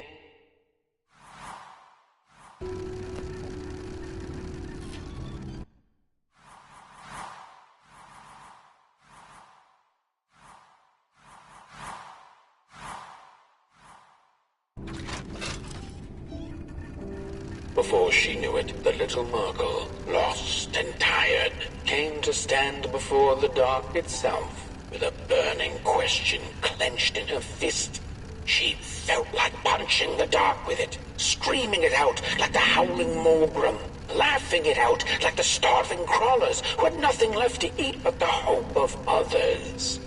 Who took the sun away? It then asked the Merkul. Its voice sounded like a dark forest, deep and ancient. "It wasn't you," the Merkul retorted. "You're its complete opposite. Surely you must be the reason it's gone." The dark then replied, "I am but the absence of light, not its adversary. Light is because I am. How could I possibly hold it in my possession?" The Merkul felt her anger fade. She understood little besides one thing, that the darkness was not behind the missing sun, nor her suffering.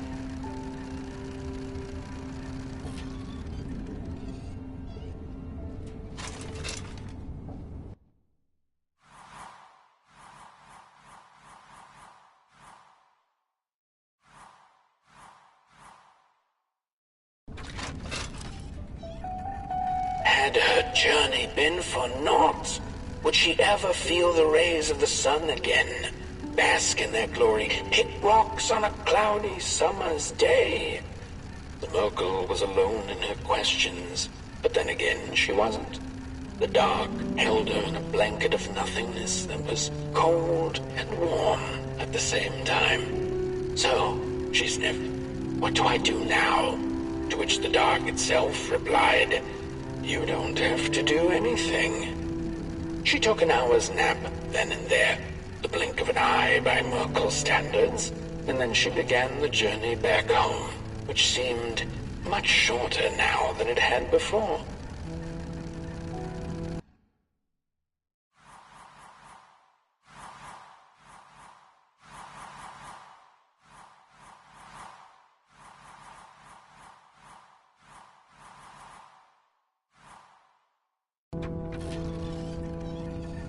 Back home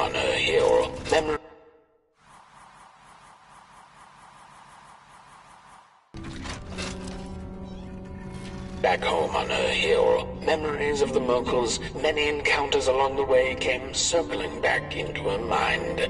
None of her new acquaintances had been able to answer her burning question, but they hadn't been a waste of time either. She knew not if the sun would return tomorrow, in another decade, century, or never. She knew now, however, that she didn't need to know. She had the dark, and in it, anything seemed possible. So busy with her search for answers, ever since she'd left home, she'd completely forgotten to look up. The stars twinkled in the night sky, and there were so many. And they kept her good company. If only a little rock-picking Merkul could know. that the seemingly tiny stars are in fact thousands upon thousands of suns. The end.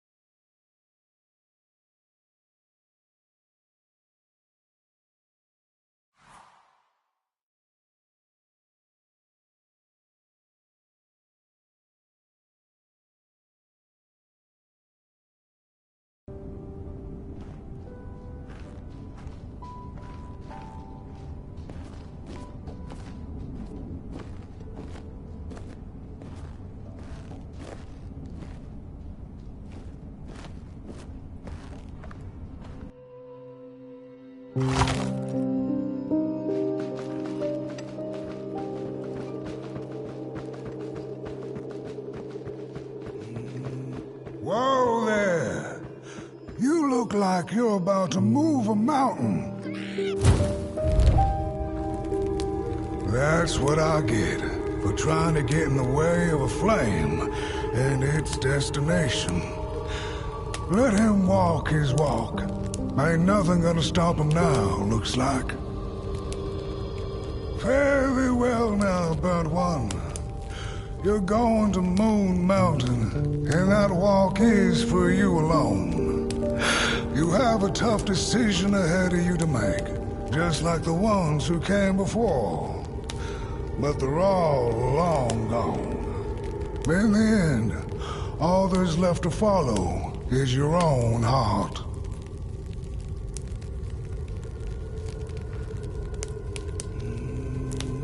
Hurry now. Go catch up with your little spark before the dark does. Hurry now. Go catch up with your little spark before the dark does.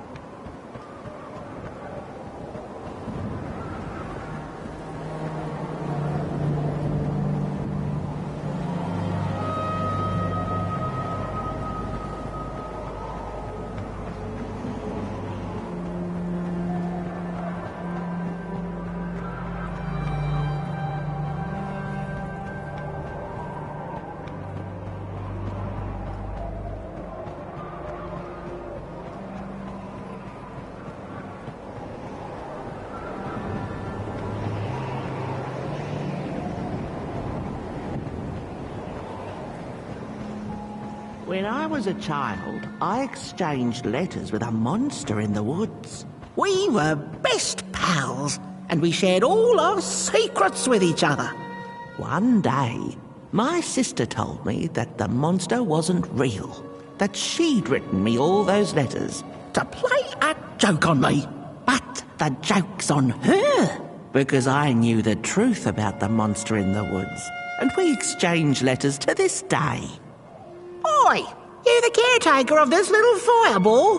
What were you thinking, letting him run off? Don't you know how precious he is? Oh, yes you are, a real sunbeam. Who took the sun away? We Merkles used to ask until it finally ceased to matter. Night skies like these, trouble seems so far away, doesn't it? I mean, isn't this just exactly my point? I used to be afraid of the dark, so much so that I became obsessed with these huge electric lamps left behind by the craftsmen of old. Couldn't pry myself away from them. I'd sleep outdoors and under their blinding radiance. One day, I woke up to the noise of quivering planks and nails. And would you believe it was my own house leaving me? It had gotten so restless it grew a pair of legs, took a name and went on a hike. Housey was its name, bless its soul. Houses have no imagination. But I bet it had a grander adventure than I could ever imagine.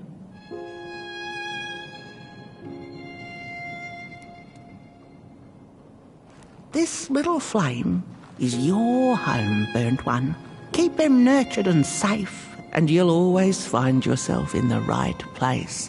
Through the rain, in the dark, and over Moon Mountain. Look at those stars burning like so many candle lights. Isn't this enough? Light like yours is hard to come by these nights. Some long for it so hard, they go looking for it in the wrong places.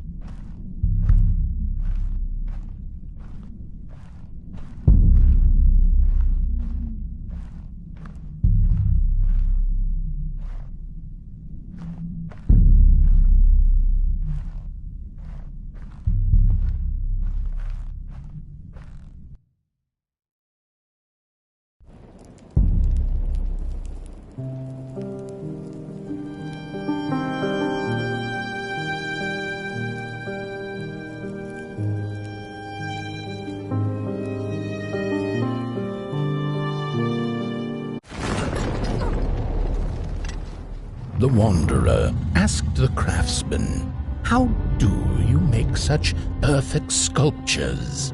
To which he replied, "Oh, there's nothing to it really. I go into the dark woods, I find the sculpture already waiting inside a tree. And then it's just a matter of carving it out.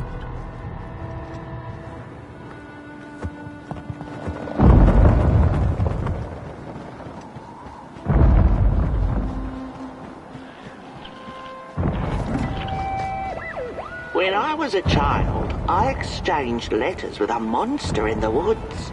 We were best pals, and we shared all our secrets with each other.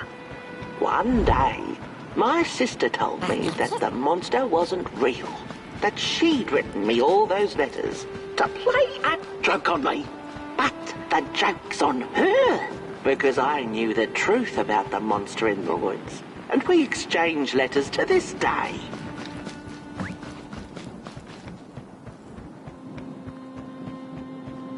Hark! Not very far now. Not very far. The flame longs to be free. Caged, it cannot truly burn. How beautiful. How tantalizing. It is simply the way of fire. It is what it is. It is what it is. You must release it at the summit. The soothsayers have spoken.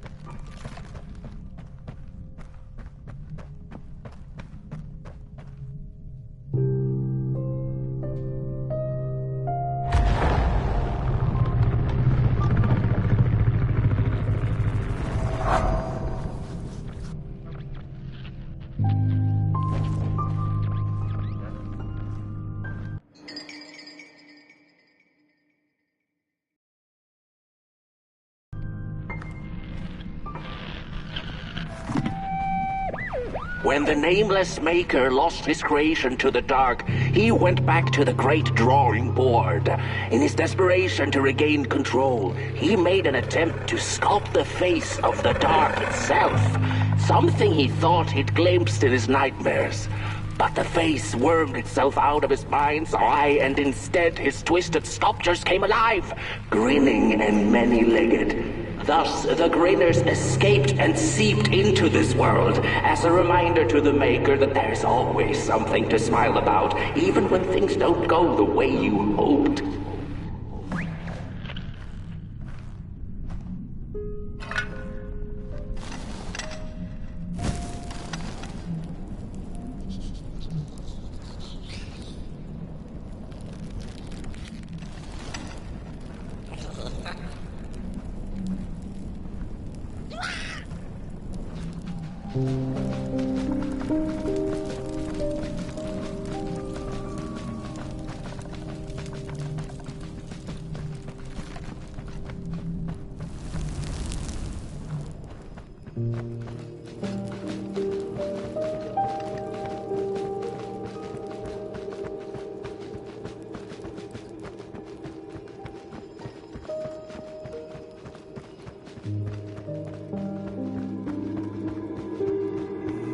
Whoa there!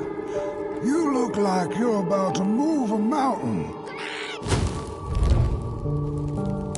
That's what I get for trying to get in the way of a flame and its destination. Let him walk his walk. Ain't nothing gonna stop him now, looks like. Fare thee well now, Burnt One. You're going to Moon Mountain, and that walk is for you alone. You have a tough decision ahead of you to make, just like the ones who came before. But they're all long gone. In the end, all there's left to follow is your own heart.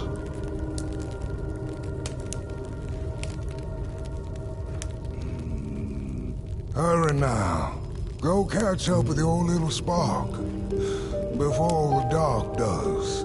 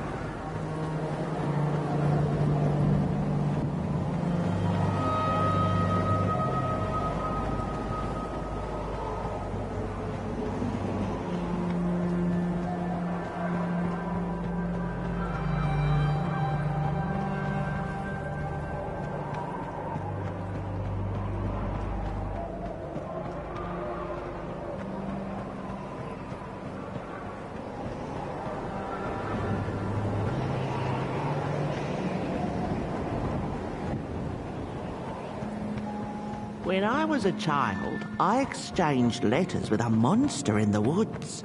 We were best pals, and we shared all our secrets with each other. One day, my sister told me that the monster wasn't real, that she'd written me all those letters to play a joke on me. But the joke's on her, because I knew the truth about the monster in the woods, and we exchange letters to this day. Oi! You the caretaker of this little fireball? What were you thinking, letting him run off? Don't you know how precious he is? Oh, yes you are. A real sunbeam. Who took the sun away? We Merkles used to ask until it finally ceased to matter. Night skies like these. Trouble seems so far away, doesn't it? I mean, isn't this just... Exactly my point. I used to be afraid of the dark. So much so that I became obsessed with these huge electric lamps left behind by the craftsmen of old. Couldn't pry myself away from them. I'd sleep outdoors and under their blinding radiance. One day, I woke up to the noise of quivering planks and nails. And would you believe it was my own house leaving me? It had gotten so restless it grew a pair of legs, took a name and went on a hike. Housey was its name, bless its soul. Houses have no imagination. But I bet it had a grander adventure than I could ever imagine.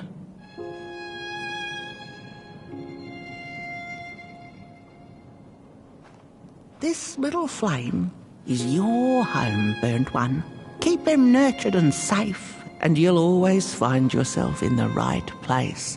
Through the rain, in the dark, and over Moon Mountain.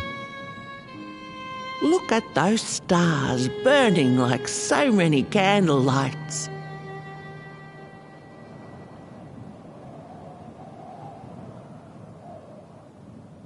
Isn't this enough?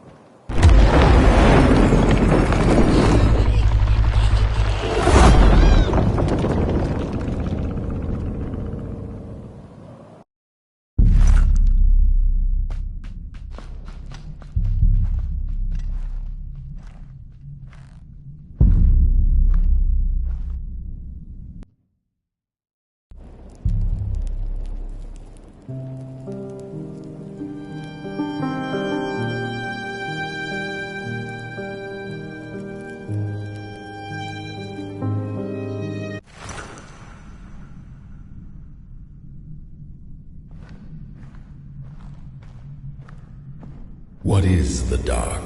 Is it ugly and cruel? Is it a place for monstrosities, for fools lost in the woods? A terrible void where all your nightmares come true.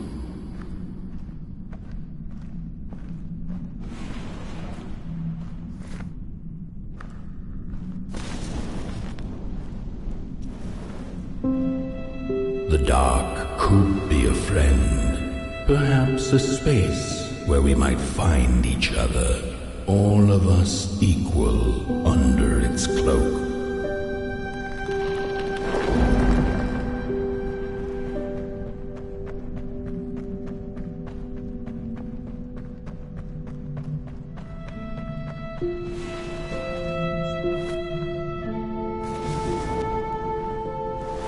The dark could be an embrace and the release of the old, like taking off a tight shoe, laying bare one's feet, and taking a first step onto a new adventure.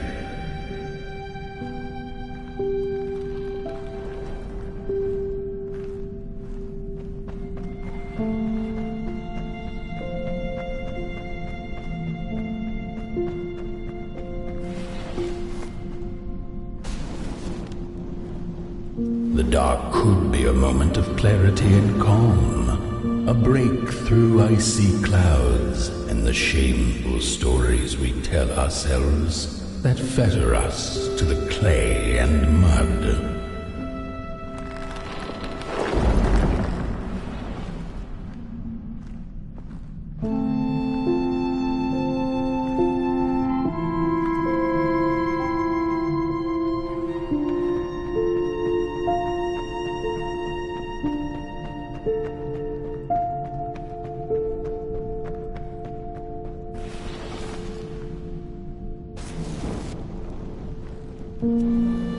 The dark could be the space and time that we need to recover from the death of a dream and the quiet promise of new beginnings waiting on the other side of grief.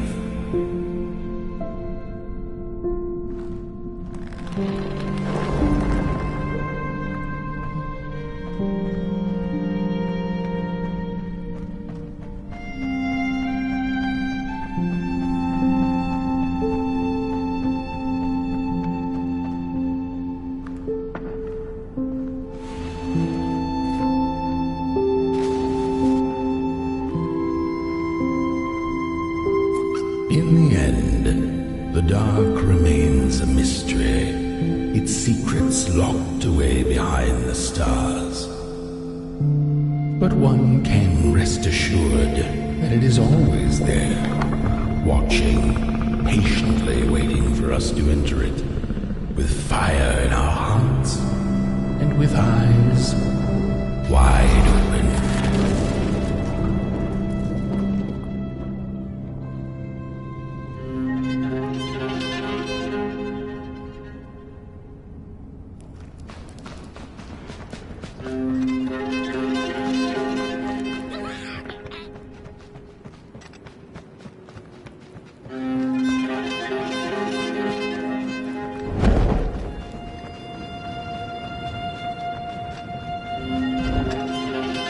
You've arrived. Hark! Your fire is dying, but the last embers will light the final fireplace and send your pot boy home. Can you do what you must? Naturally, you must. It is destined, and you will be loved and forgotten. The soothsayers have spoken the last words. It has been an honor to watch your journey to the work table's edge. Now go and burn. Burn.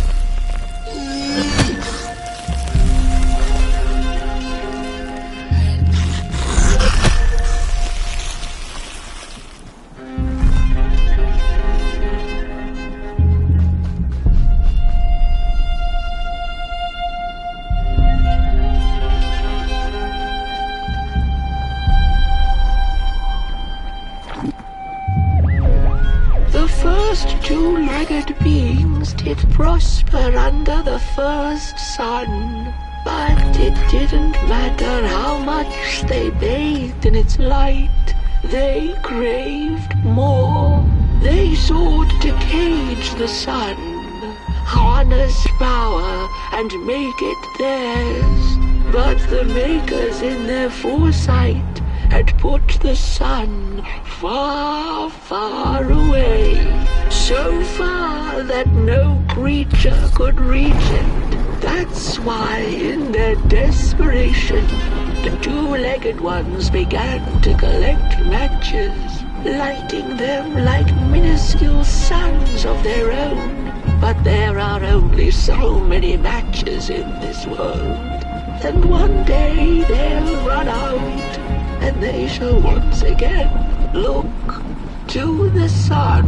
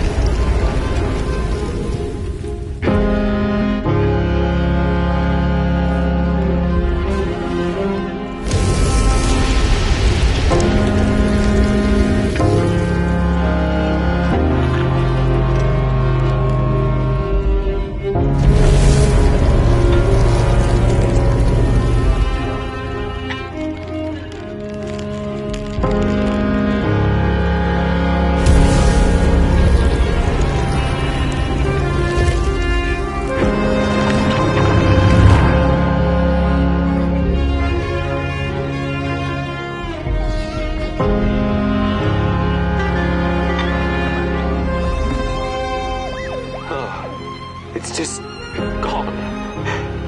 I had this wretched gut feeling like something was up, like something was on the way, a danger I never could have guessed. I figured that's just how I always feel, and my worries seldom come true. And now here I am, and I have been for some time now, and it just won't come back. I'm thinking, while I had it, I didn't know what to do with it, how to care for it, enjoy it. But if I had it again tonight, I'd probably waste it all over again.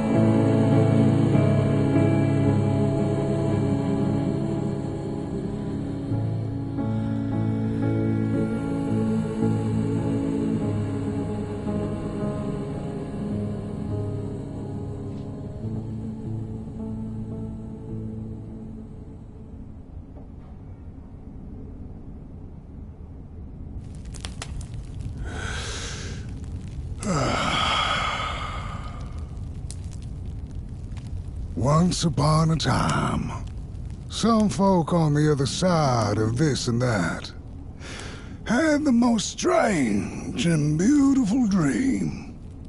I hope that tonight you caught a glimpse of it, and I wish you the levity and grace to smile in the darkest of times and on the way down your midnight walk.